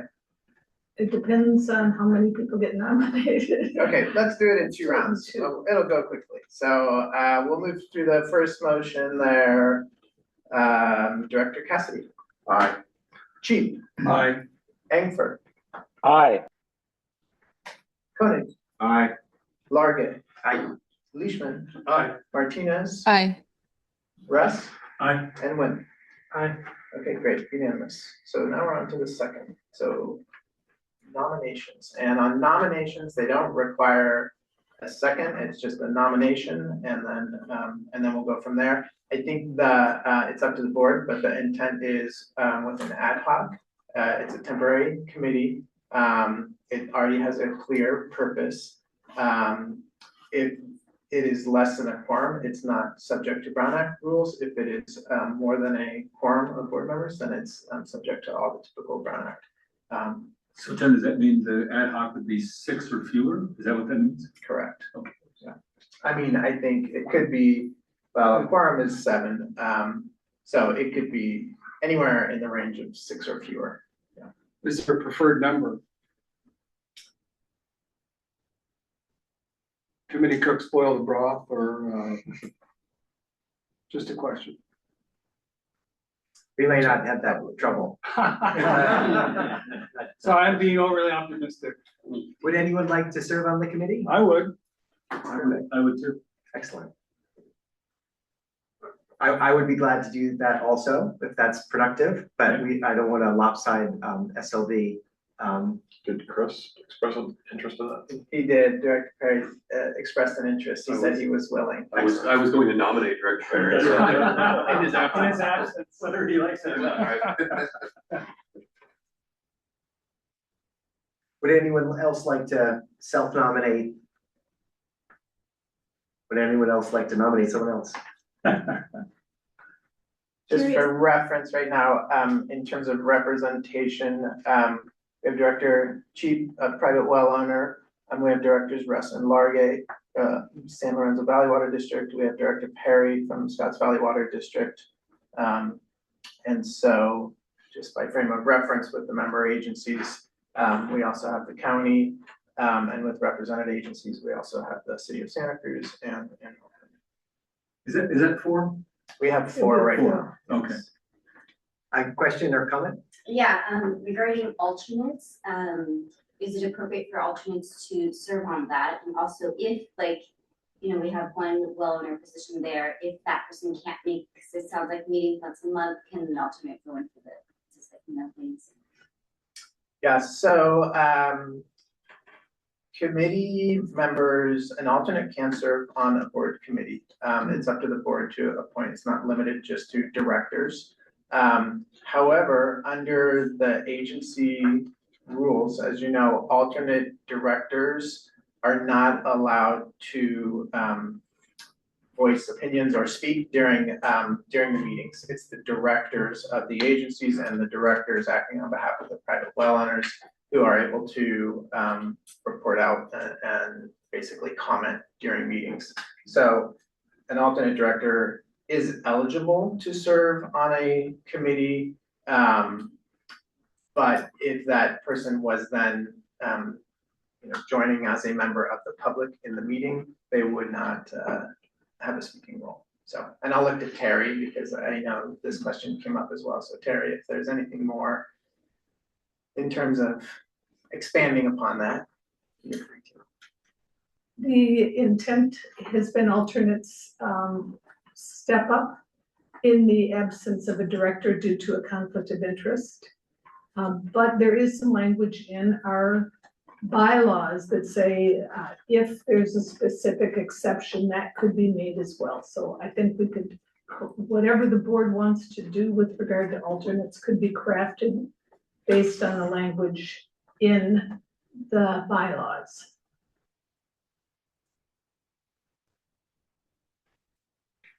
So we have 4, are we needing more than 4, or is that a good number?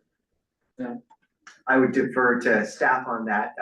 I think 4 or 5 is likely interchangeable. Yeah, we just want representation. We want to make sure that we're not talking to a little echo chamber, right? We want broad representation of the board. We do want less than a quorum, so that we can be nimble and meet frequently as needed. But yeah, 5, 6 max, be acceptable. And if any other member agency wants to have representation or be involved in that, it's the time to step up. Doug. With the 4 are. Yeah, I'll volunteer. This is Doug. Sounds like you twisted his arm. No social pressure. Well, he's not cutting his hair, so. No, that's not happening. I feel quite satisfied with the representation that Director Chief will be able to provide, for all those folks outside of one of the water systems. Well spoken. Okay, so we have Director Chief Russ, Largay, Perry, and Egbert as our 5. And can we have the alternate as an alternate? I'm not an alternate yet. She's not an alternate yet, so we're in a little bit of She's a private citizen. So I can talk right now. Taking advantage of time. That's an open question. I actually don't know about the alternate to Director Chief's question of in the event that he's not able to participate. The alternate would be able to attend and participate if, for example, Frank couldn't attend and the alternate can attend all committee meetings and are encouraged to do so. Okay. But But the alternate can't be appointed as an alternate until they're an actual alternate. Correct. That's correct. We only are talking about true So blue the order of alternates. our agenda really So sort have an of alternate skill speak set. at the committee? The alternates should not be speaking at the committee meetings unless Frank walks out the door. If we're talking about an alternate. That can be arranged. I mean, yeah, I understand. Physically or mentally? I guess I would default to greater participation being healthy and A good thing. good. I'm not sure how to reconcile this specific issue of not having an alternate appointed yet, but later in the meeting, so I'm not sure how to proceed on that. Well, the alternate can't participate, they can just listen. Right, I guess if that's satisfactory, maybe that door stands open. Are we good with that? I guess it likely does not affect quorum if an alternate I mean, attends. can it be members of the public attend the committee meeting? I think this is the difference between an Ad hoc. ad hoc Yeah. and a Brown Act meeting, right? That's right, Right. So, That's right. I think for the purposes of now, you are limited to, no, actually, you're not limited, because committee members, like I said at the outset, are not necessarily limited to directors, right? You could have a committee that included the public in general. So that's correct. So we could appoint you as a member of the committee this evening, and if your status were to change from member of public to alternate, you could retain your seat on that committee. But I still couldn't talk. But you still couldn't talk, Right, right, wouldn't be able to talk. I could now, but not in. Let's Frank wasn't there, unless Yeah. Frank wasn't there. Right. then you couldn't. Does this sound appealing to you? Possibly, I mean, I'm definitely interested, I'm just gonna say, I'm most interested in, the strategies of like dealing with the, you've got the multiple tiers of strategies for how to address, savings of groundwater and everything, that's my main interest, and it would be challenging to not speak at any of the meetings. I suppose I could then, after like sitting and listening in, communicate with Frank or Eden separately, because I understand that is something I am able to do, so. I would go with, I'm open to it, yeah, because I am interested in just making sure that the groundwater basin stays healthy. Okay, terrific. So perhaps any comments about, I'm sorry, I don't have your name. Erica. Erica joining our slate of participants. Officially as a public member right now. Yeah. Officially as a public member. Until 4.4. At 40 PM. Okay, terrific. So we have a slate and You want a motion? a motion sounds terrific. Okay, I would like to move that Frank, Doug, Bob, Brian, and Erica, and Director Perry be the ad hoc committee. I'll second. And to clarify, with that motion, Erica can participate because she is a full member appointed to the committee. If she was only serving as an alternate, which would be just stepping in when you step out, she wouldn't be able to talk. Okay, Now that you added her as a member of the committee, she will be able to fully participate. even after she's, Even after becomes she's. an alternate. Yes. Oh, okay, so the agenda's in the right. Yes. Gary, you could have told us that. She wanted to watch. Gary, the lead. This is huge. It says if so approved, these are just committee selections, if so approved by the board, so that's Okay. what is happening. Now it gets excellent. Okay, Director Cassidy, Aye. Chief, Aye. Angfer, Aye. Koenig, Aye. Large, Aye. Leishman, Aye. Martinez, Aye. Russ, Aye. and Swift. Aye. Okay, great. Thank you. Terrific. Thanks very much. Okay, on to item 4.3, preliminary budget for fiscal year 27. Okay, I'm gonna cover that. Give me just a moment. I'm gonna share my screen and I'm gonna pull up the budget table that's a part of the board packet here.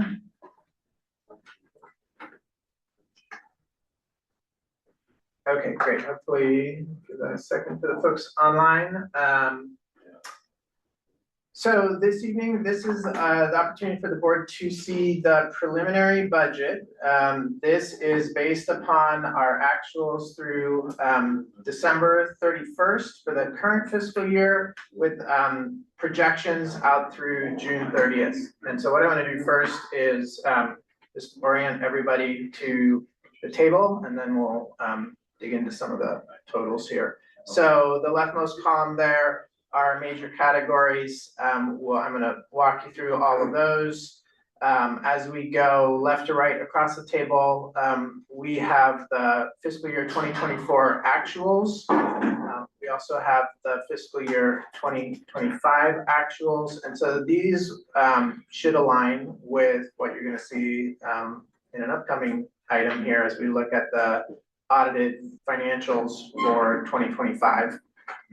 We have the approved budget for fiscal year 2026, and then we have a revised and projected budget for 2026. Just by way of process, right, we're developing the budget basically in early May each year, and then we have actuals that take us through June 30th. And so when we look at the 2026 approved budget, and then the actual and revised, particularly, not to jump ahead, but particularly with regard to the general reserves, you're gonna see a difference on that first line there at 115,000 in what was approved, which was our best estimate of general reserves at the time, and then the 178 of general reserves, and that is a result of us coming in under budget, some potential activities and expenditures in the prior year didn't happen, and so the effect of that is our beginning general reserves in the revised and projected are actually higher. We have, as we work our way across, then what we'll talk about tonight is fiscal year 2027. This is the preliminary budget. We'll get feedback on this, and then fine tune the numbers, update projections, and come back in May for the board to approve the fiscal budget for next year. And then we have the increase or decrease over the prior year. This looks at the prior approved year. And then it has the percent change of the preliminary budget for 2027, and again, the approved budget for 2026.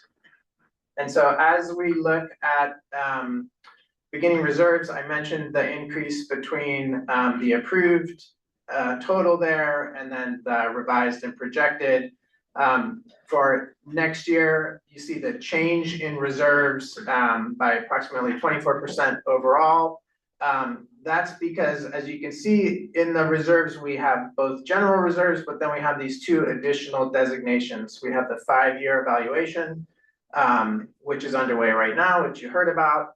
And then we have the funding mechanism evaluation. So you see a significant decrease in the reserves for the periodic evaluation because we're spending that down, right? You're not seeing a change in the funding mechanisms evaluation because we don't anticipate that work proceeding this year, but we've carried it over to use in our preliminary budget for next year.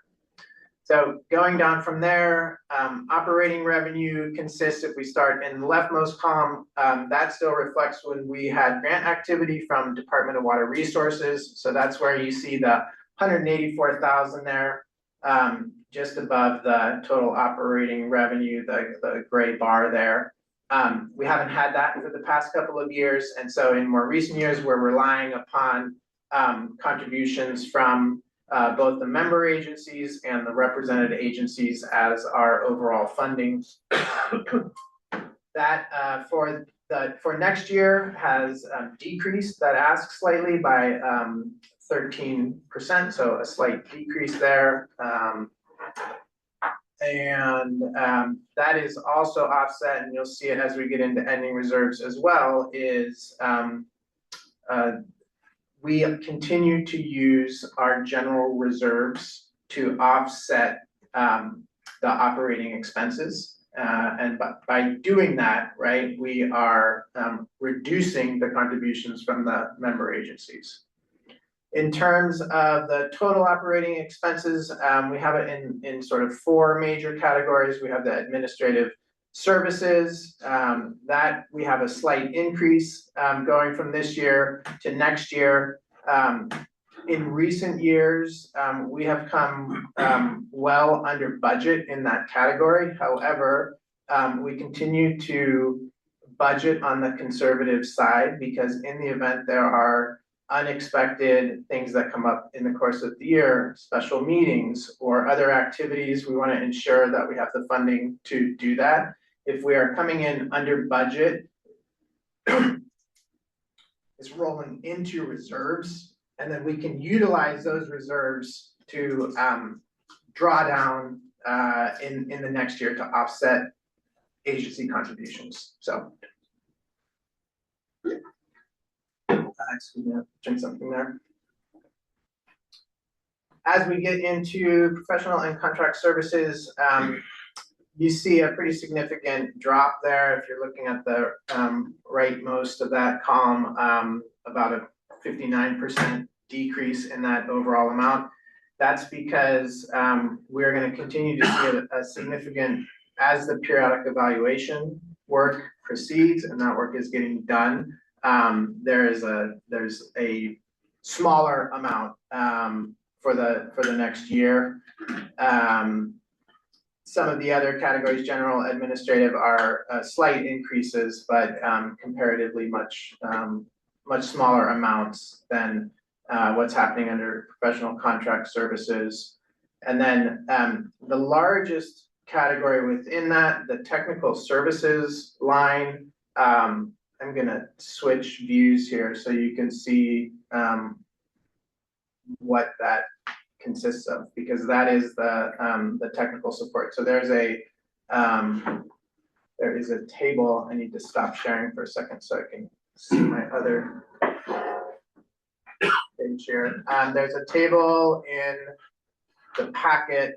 I believe it's on page 165, and I'm going to jump there, and then I'll share my screen again.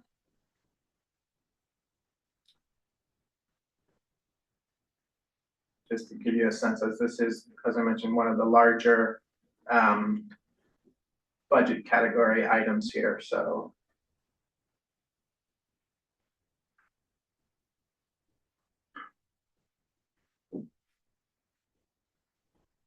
okay, hopefully that's showing up. So within technical services, we have both the periodic evaluation, and that's where, as I mentioned, you can really see this drop in expenses there between the current year and next year's. We have the GSP annual report. There's a slight drop in that budget. It's not as significant as the savings that we hope to see in the future that Rob alluded to earlier, when it really, the format on that switches. That's not effective next year. So we're seeing a slight each year, or in recent years, that budget has trended downward as that annual report process has become more efficient. We're staying steady at 16K there for professional services and potential monitoring equipment in case there's any equipment failures there. We do have the data management system. There's an increase in 2027 because there will be some time spent evaluating whether or not the agency wants to continue to stick with that vendor.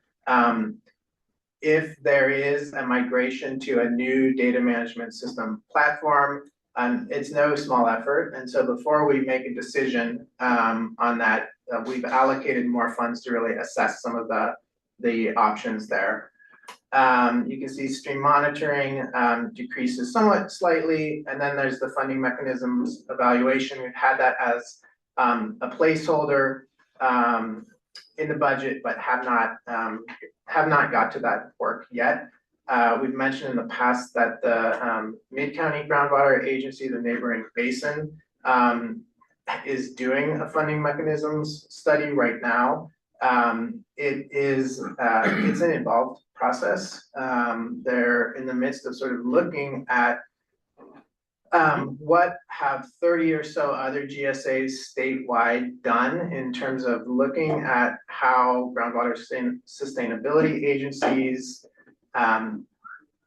raise funding to deal with Sigma compliance, not CEQA, Sigma compliance, and sort of what the potential long-term funding options might be. To date, we know this agency has been funded in part by grants and principally through the contributions of the member agencies. So that's one model that the agency could stick with, but this sets aside funding to have consultant support, really look at the whole range of options. And so part of why it has been on hold here is I think there's valuable lessons being learned in the Mid-County. Granted, there's really significant differences between the two basins, but nevertheless, in terms of looking what various GSAs have done statewide, I think it remains one of the questions that the agency needs to answer in terms of how do they go about long-term funding to comply with all of the obligations under Sigma. Tim, if I may ask, what do you see as other funding mechanisms for this particular basin? I guess I'm drawing a blank there. Yeah, well, in general, the other funding mechanisms that GSAs have looked at are other users in the basin, right? And so in this basin, are there other non-de minimis users that should be contributing? I know, as Rob mentioned before, it's a very small pool, and it just may not be appropriate for this region to pursue. There's portions of the state that have looked at shared cost amongst de minimis users, right? Again, that the approaches that a basin takes really have to make sense for that specific basin, right? And so if we were looking at the Central Valley where you have very large amounts used by ag, right? Maybe there's mechanisms in there to apply towards ag. That's not the case in this basin. So nevertheless, we think it is still worthwhile for the agency to look at what they have done thus far and consider, is that the model they want to stick with, or do they want to consider potentially other approaches? The reason I guess I call attention to it is it almost strikes me as maybe a placeholder as a reserve or a contingency, but to me, it just doesn't seem like we have any real feasible other funders of any great percentages. I mean, the de minimis users are 100 or 200 acre feet a year, right? I mean, I'm gonna ask each one of them to pony up $5 or something. I mean, it's just, it seems like a lot of work, and we kind of already know the answer. Yeah. Yeah, potentially. I mean, I think it's up to the board to consider whether or not they really want to pursue a more thorough evaluation of all of those options or not. And I think having seen the MGA is nearing the conclusion of that consultant's work. And so we're expecting that initial summary of options to be done in March. I think looking not necessarily at, I think looking at the range of options that were assessed there will be informative, even though there's clear differences between the basins and what could apply there. And they'll share it with us. Yeah, it'll be a publicly available document. Yeah, I would suggest that if we get the results of that in March, and there's nothing obvious in there that would be useful for us as a taxpayer, especially when we came in under budget, we have anticipated savings coming from alleviated reporting requirements. I don't know why we would keep $25,000 in that rather than put it into just general reserves and use it for the things that we've all agreed are important to use it for. So. Yeah, I mean, I think one of the bigger picture considerations we are aware of is the County of Santa Cruz is a contributor towards this agency, right? I think and we know that they're facing some pretty dire budget numbers. And so just looking at, is the current approach still satisfactory to all of the member agencies, and just giving it that consideration. So, but I So it's a specific member agency relief fund? I don't think I would want to point the finger just at the county and say, oh, it's solely worth doing because of the county's facing budget issues. I We've think been it's, facing those budget issues for over 20 years. I mean, to be fair, I think things are a little bit more acute at the moment. I mean, I don't, I haven't had an opportunity to discuss our particular contributions to this. I mean, I'm not here to say that we're ready to pull out tomorrow either. I mean, what I see as the opportunity here is, I mean, half, there's a generalization, but like somewhere between 25% and 50% of the work of this agency, and I think any groundwater agency, is bureaucratic, right? Holding these meetings, reporting to the state, it's what we're all a little bit frustrated with about the requirements the state has put upon us. I mean, and to that extent, I mean, it's obviously some really good hard science happening too, and I mean, I'm glad we're doing that. But I wonder, I mean, and this is true of all of the studies that we commission in government, is, I mean, how much can we talk to our vendors who are providing us with this, with these sort of bureaucratic services, and, ask them, how are you using AI? How can you bring costs down? Explain to us, what takes you thinking and where you're able to implement some efficiencies. I mean, at the end of the day, it's like, should not take as long to write GSP amendments. I mean, you probably could have put the things you told us tonight, Rob, into AI and have a draft like tomorrow morning. So we need to start demanding some level of that from our vendors, and as a way to bring costs down. I mean, obviously we're headed in the right direction just sort of because of the cycle we're in. And we can't complain too much with at least already seeing lower contributions next year as a member agency.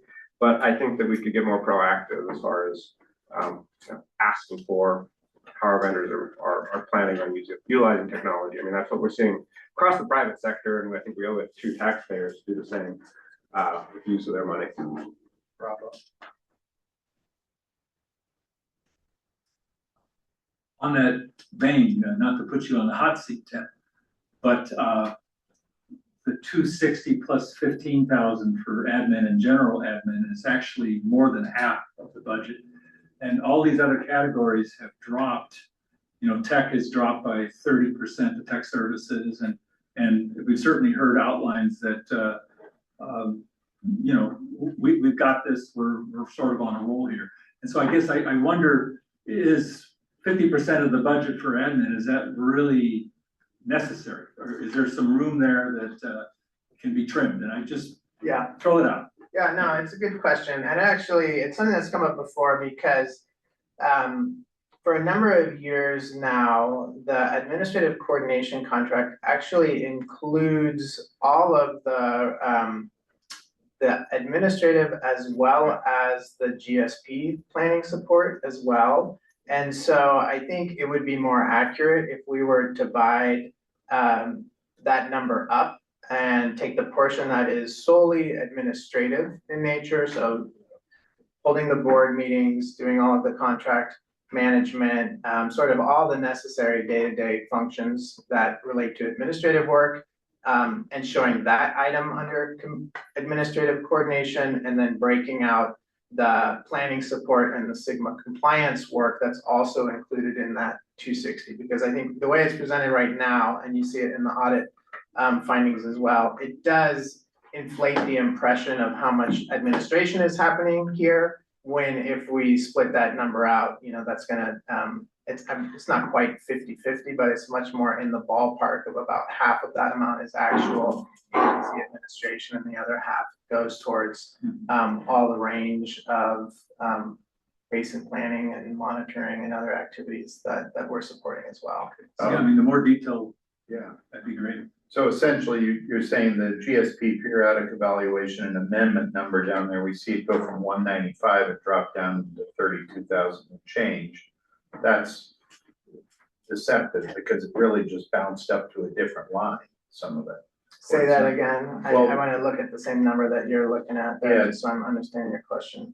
So down in ending reserves, actuals of 25 to 26, evaluation and amendment changed in a big way. Yeah, so, no, that money is all going towards the GSP periodic evaluation and amendment. That's a designated fund. So if we go to the top of the revised and projected, that periodic evaluation number, the 195,000 there, Yeah. right? That is getting spent out, right? The 100 and whatever the difference is there, 163 roughly, right? Those are costs related to complete that effort. That is not related to, that is for technical services for principally Montgomery and Associates and other contracts that are not getting captured through that administrative coordination line. Okay. So they are separate. But that said, when we come back in May, this budget could be presented in a way to show under that administrative coordination line right now, that 245, and just limit that strictly to what the administrative tasks there are.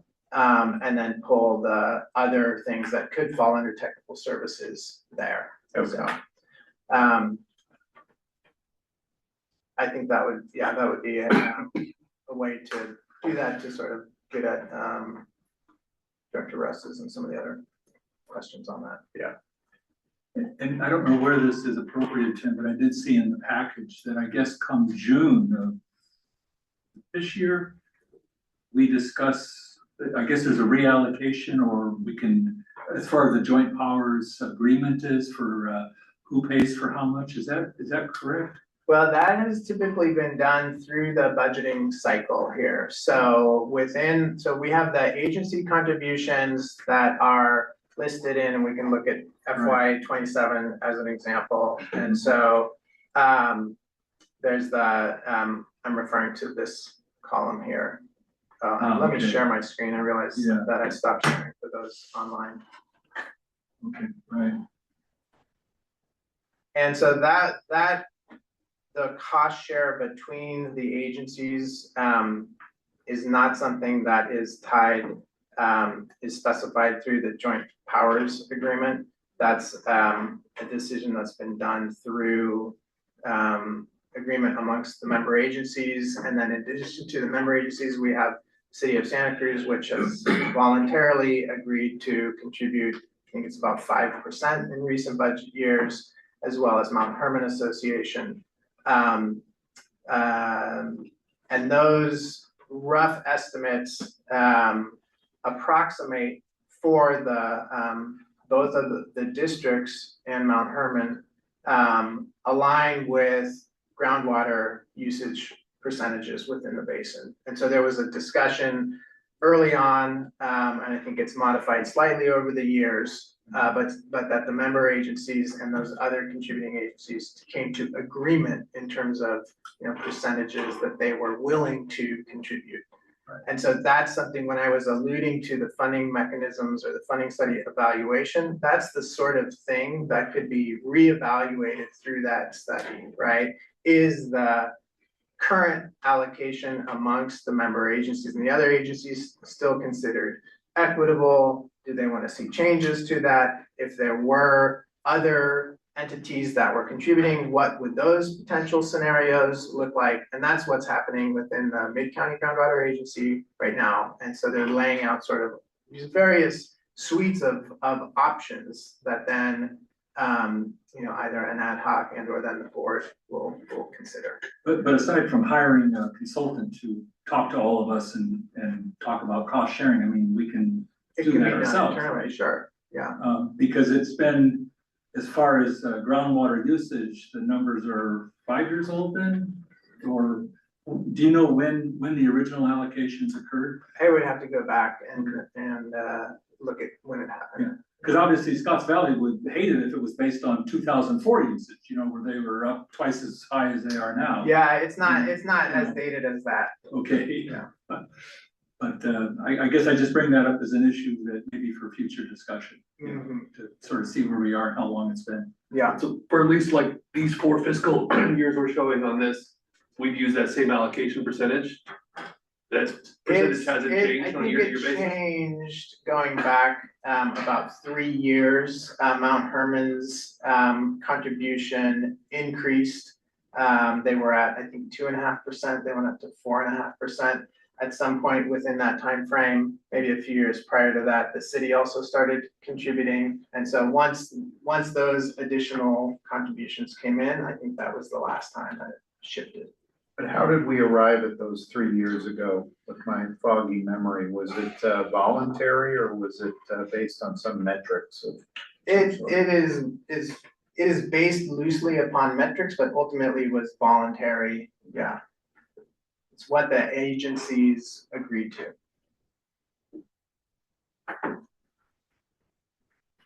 Any other questions about the apportionment across the various agencies? Great. I had a question, if it's okay.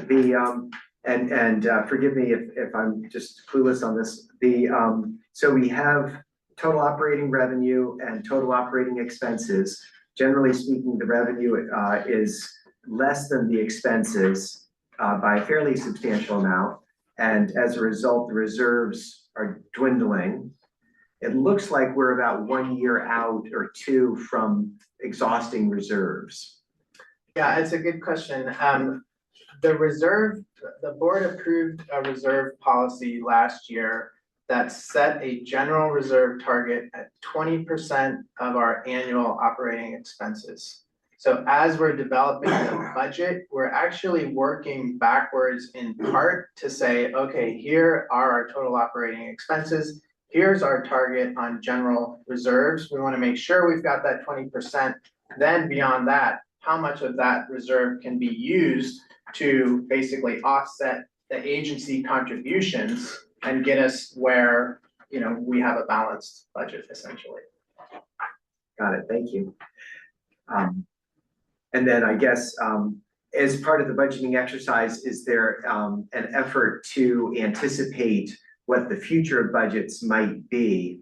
Or is that, I don't know if that's practiced within this agency, like looking out a couple of years just to. Yeah, that has been done internally some. I don't think that we've come to the board with like a 5-year future budget. I think it's principally been just looking at the next fiscal year, but I know sort of on our end and with discussions with the executive staff, we've looked more than a year out. Yeah. And because it's cyclical, particularly with that 5-year periodic evaluation, right? And so that definitely factors into how a portion of the reserves have been handled in the past and why we set about those designations, right? Because when the initial reserves were larger, and some of that had to do as well with grant funds coming in, and grant funds come in, but they're on a reimbursement basis. So there's often a lag. So the member agency contributions were still needed at the outset.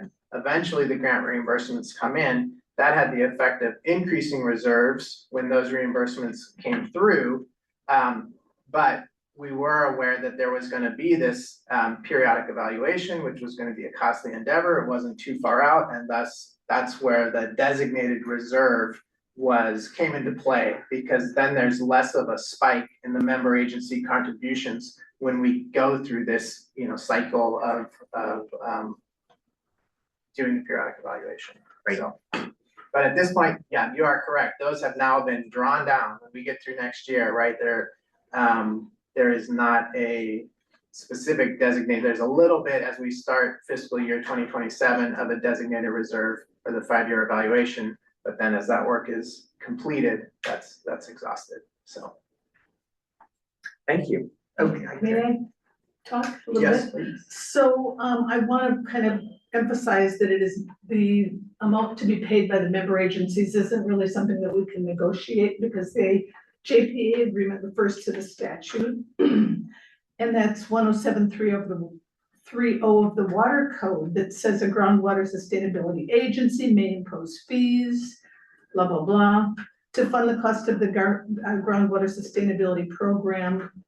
And then we have to have a hearing and it's approved by the board. So it is a collective process of governance. And then there's also a public hearing if we increase the fees for anybody. So I just want to make it clear that we've got to go through the process and not just get together and come up with a new formula. Do you remember how it was done 3 years I ago? was not. I We have a didn't public participate. hearing to approve Mount Herman voluntarily Yeah. going from 2.5. Yeah. Okay. I don't think so. Okay. Comment? I think, if I recall, there was a committee that went off and negotiated it, and it was not, the board was not privy to that. And then it was presented to us as, here's what you vote on, this is it, and we don't really get any comment. Yeah, I think there was an ad hoc at one point that came back with a recommendation to the board. And then my other question pertaining to the budget is that this 5-year reevaluation process will be complete in about a year. And so for the next time we're doing a budget, when maybe we're facing this question of remaining reserves, we will we'll have an updated sense of what that reporting requirement will be and whether certain monitoring or other obligations have been changed. And so we might have a slightly different cost profile than we have had at a year from now, coming into budgeting next time. Yeah, that's correct, because ideally, if The second periodic evaluation shouldn't cost as much as the first. Exactly, right. I would that's what I'm hope. getting at. Right, So, yeah. Yeah. I didn't mean to interrupt, I apologize. thank you for that. Yeah. Okay, any other questions or comments at this juncture? All right. I'm not sure if we have a recommendation to receive the information and provide it, but I think we've done that. Great. All right, item 4.4, moving on then. Appointment of well owner alternate representative. Okay, I have this one as well, and so, with the appointment of director chief from an alternate director to a director, last fall, that created a vacancy, and so, at the last board meeting, an ad hoc committee, including directors, Chief Cassidy and Perry, formed to oversee the solicitation process. We did a public solicitation for a well owner alternate. We had 2 applicants, and under the bylaws, the process is that the 2 applicants are then to meet and see if either of them wants to voluntarily withdraw. And so we had Erica Rubio, who is here tonight, as well as Raymond Martin was the other applicant. They met with each other. I believe they met with the committee as well. And in the end, Mr. Martin voluntarily withdrew his application. And so we have Ms. Rubio, who was willing and able to serve. And so I think the action before the board is to ratify that appointment as her, so she would serve as an alternate. And so I would maybe defer to the committee members if there's anything that they would like to add related to the process. I'm the only committee member here tonight that was witness to the self-selection process. There was good questions asked, a lot of information given, and there was no leverage used between the two. They were both great candidates, and the result is here. So I would move we accept her as alternate. private well owner. Second, Let's allow for public comment. If there is public comment, I'll look online and see. Scan the room. Okay, not seeing any hands go up and so. I had a first from Director Cassidy. Oh, Chief. second,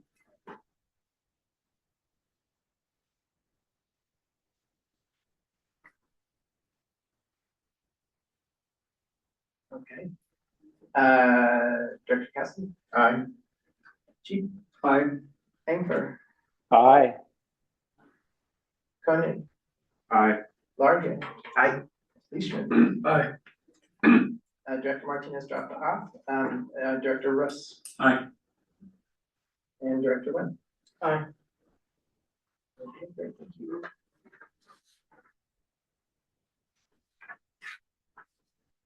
congratulations. Good blood. We're deserving. Okay, next we have item 4.5, accept audited financial report for fiscal year ended June 30, 2025. Okay, I have this one as well.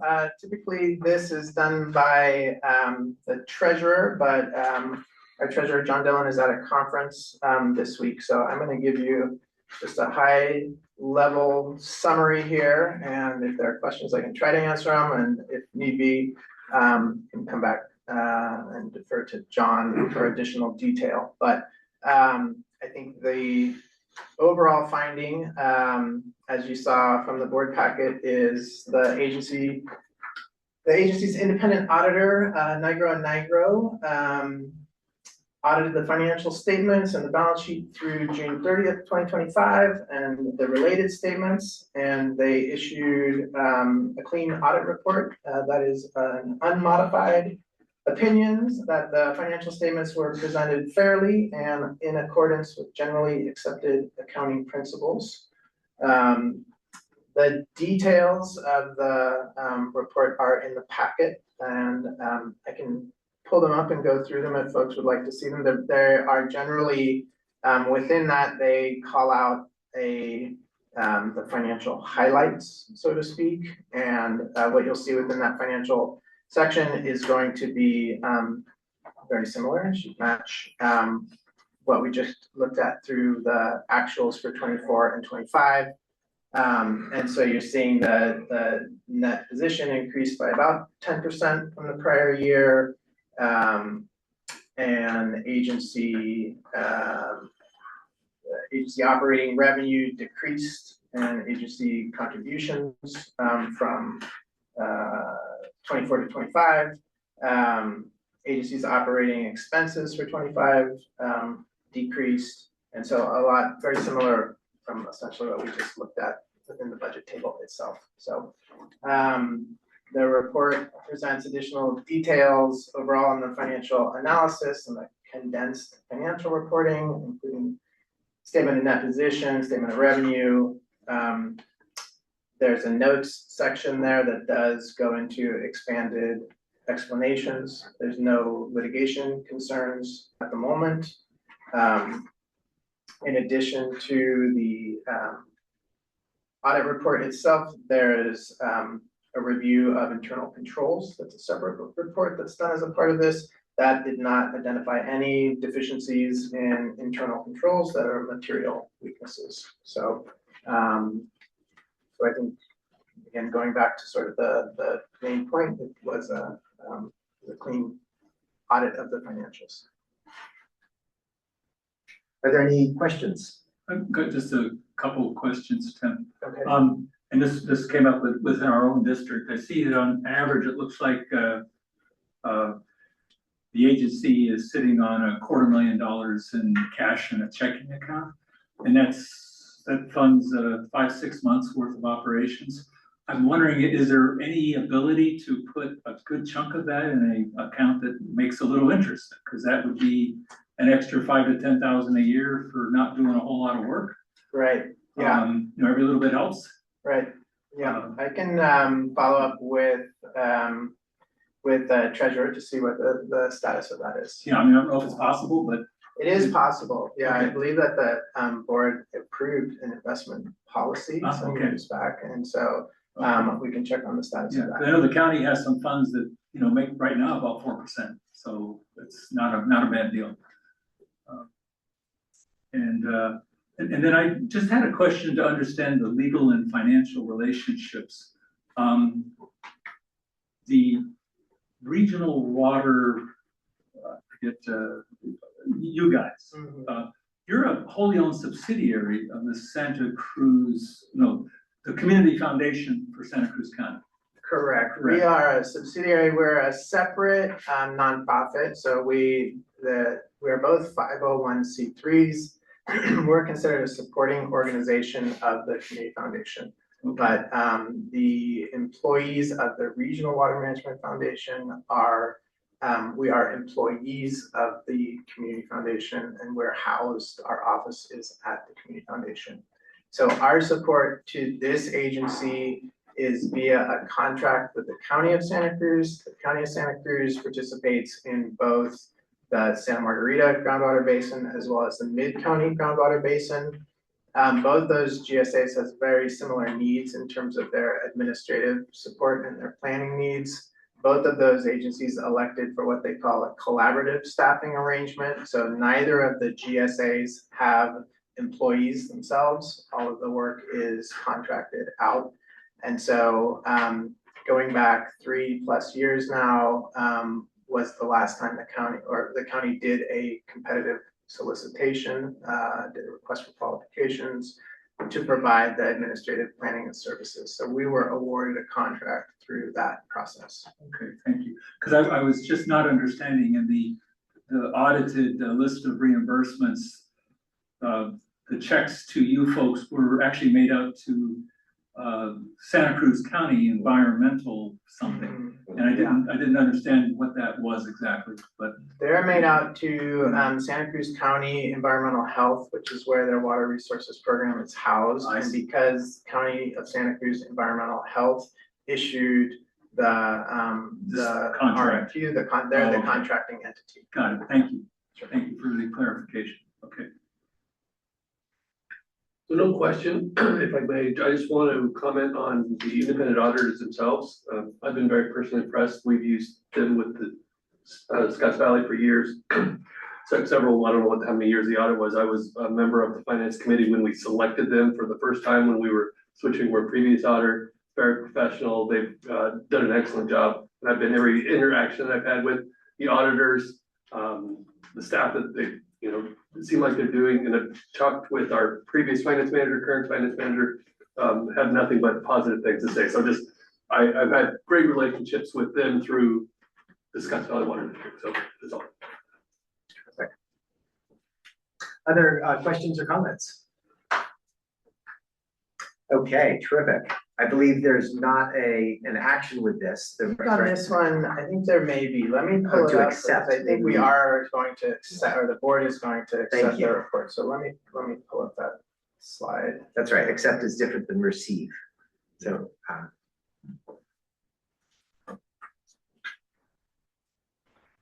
I'll share that. So it's on one of the screens here, but just for the folks online as well.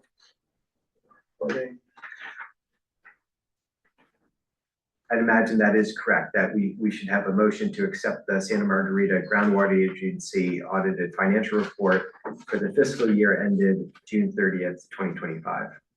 So motion. Second. Sorry again, you're fast on the seconds for that. Thank you. Okay, Director Cassidy. Aye. Chief. Aye. Engfer. Aye. Koenig. Aye. Largay. Aye. Leishman. Aye. Russ. Aye. And Wynn. Aye. Great, okay, thank you. Terrific. All right, so our next order of business is in the administrative category. Item 5.1 is annual election of officers. I believe we have 2 officers. Is that? We have a vice chair and a secretary. Oh, and a So secretary. Excellent. right now, Director Perry is the chair, you're the vice chair, and Director Cassidy is the secretary. Okay, is there anything, all right, so we need 3 volunteers. Would anyone like to volunteer for any of the aforementioned offices?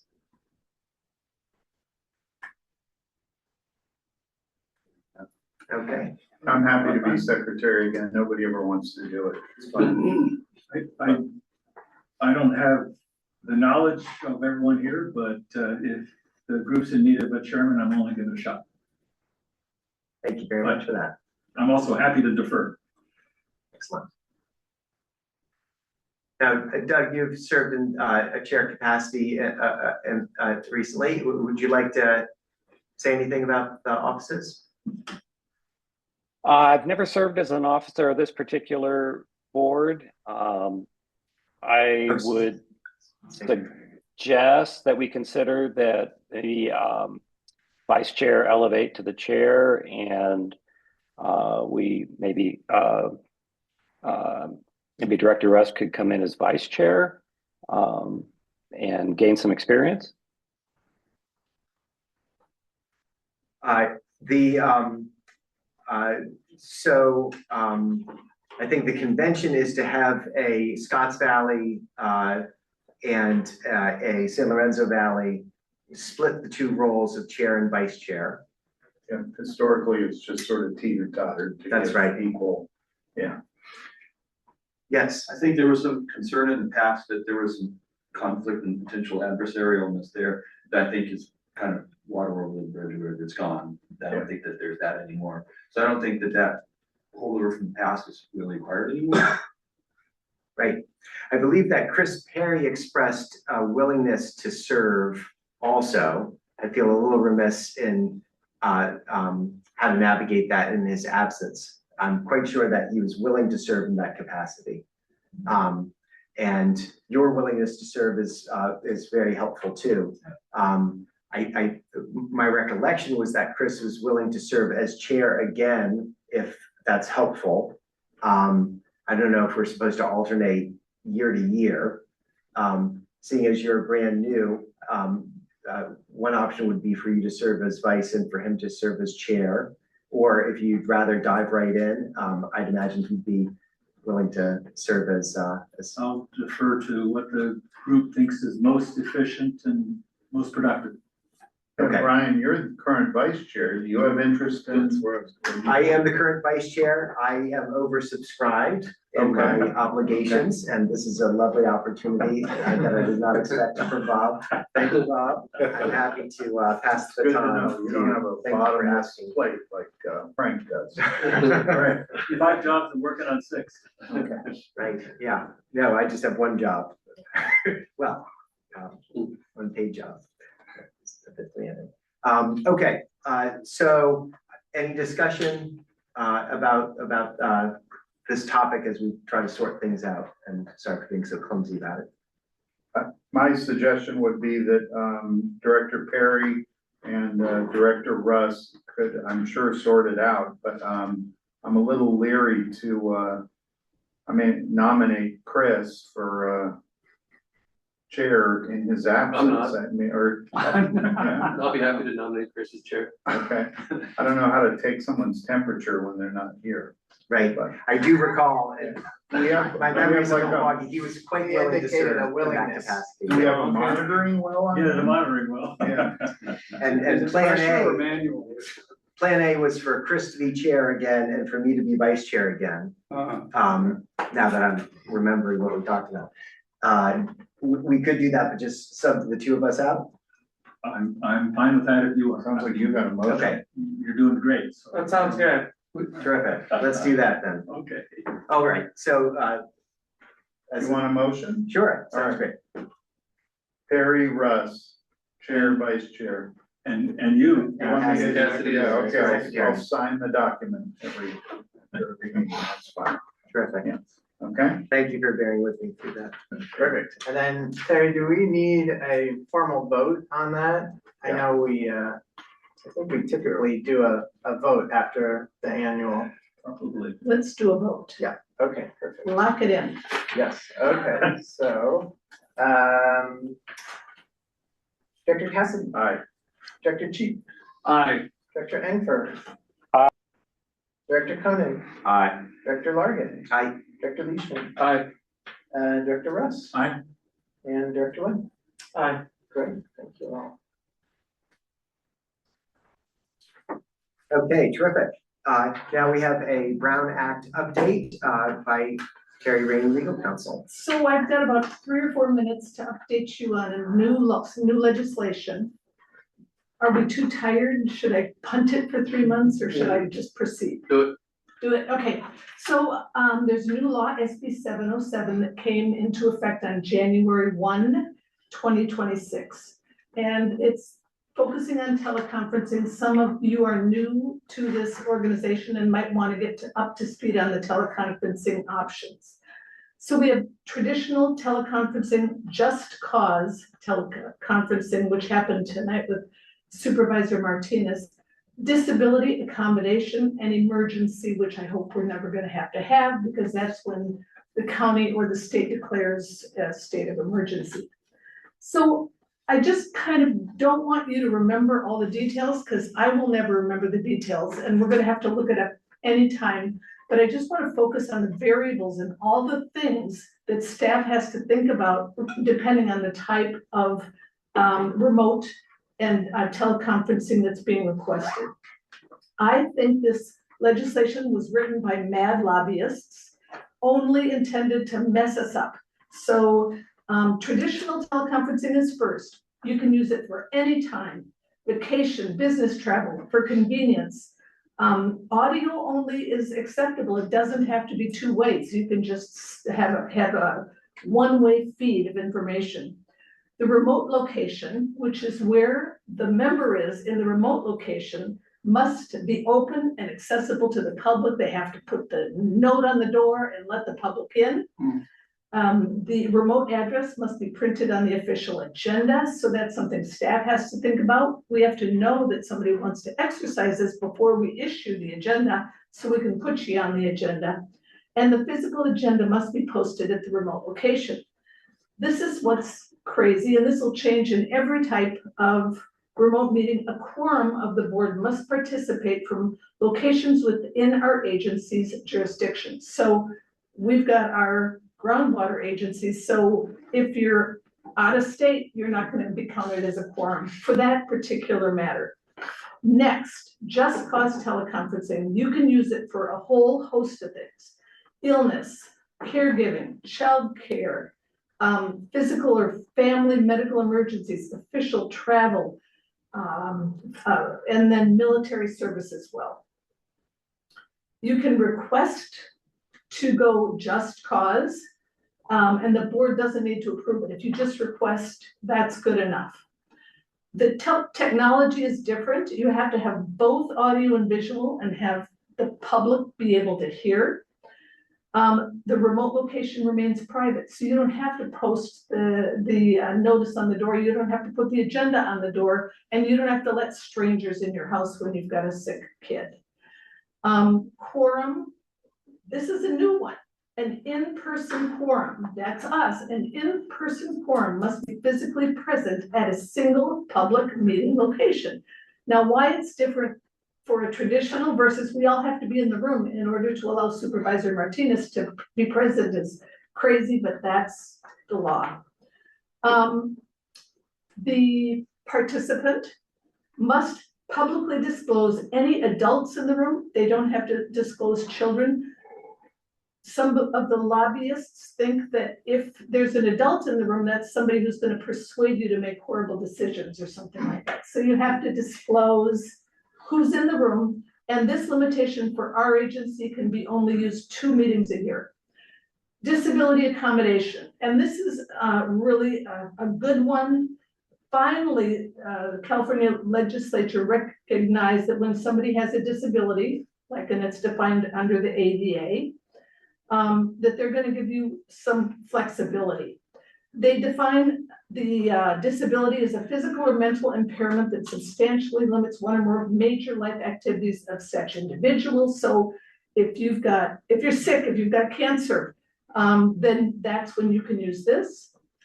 You can also use the medical emergency for the just cause. So a disability is a little bit more severe than the just cause.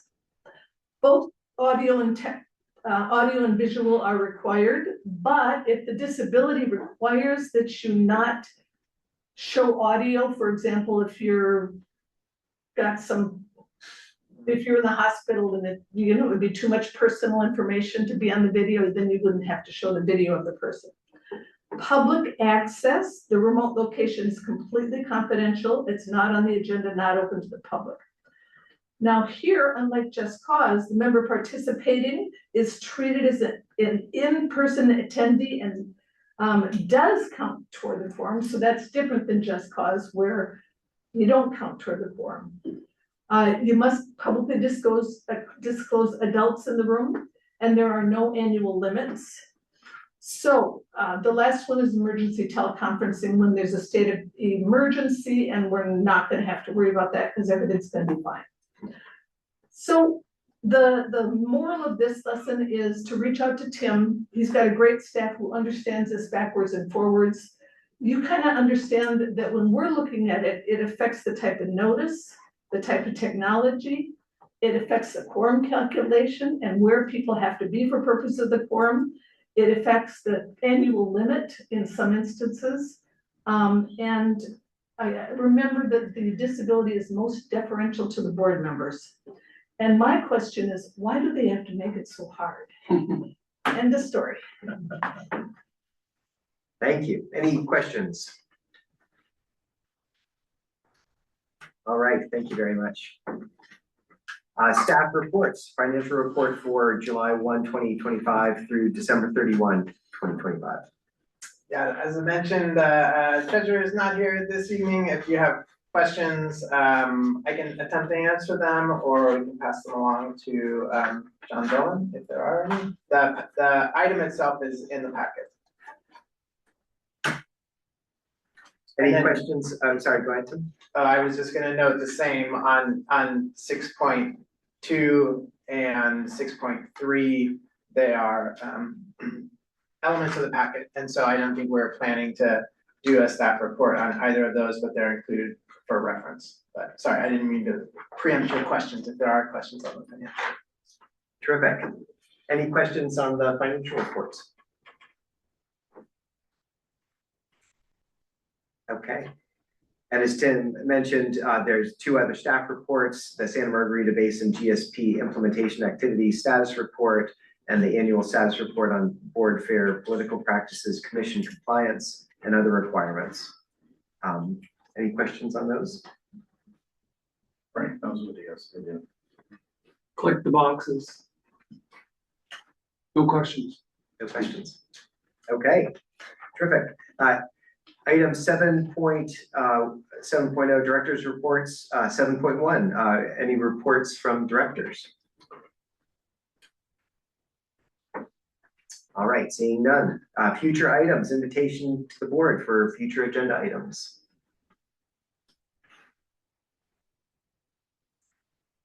Okay, informational items, the SMGWA JPIA President's Special Recognition Award.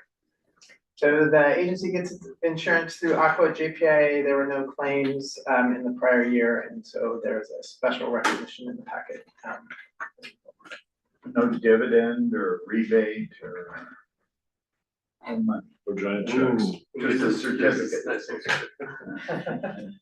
Great, that would be a stronger incentive, wouldn't it? Any questions? Okay, and then our item 10 is events calendar, 10.1 update on ACWA Spring Conference in Sacramento. May 5 through 7, 2026 in Sacramento is the, I can't recall what AWCA stands for, but the Association of California Water Agencies. Terrific. So they've got a spring conference info in the packet. All right. Any questions on that? Fantastic. I believe with that we are adjourned. Thank you very much. Thank you for bearing with me. Thank you for sharing. Excellent.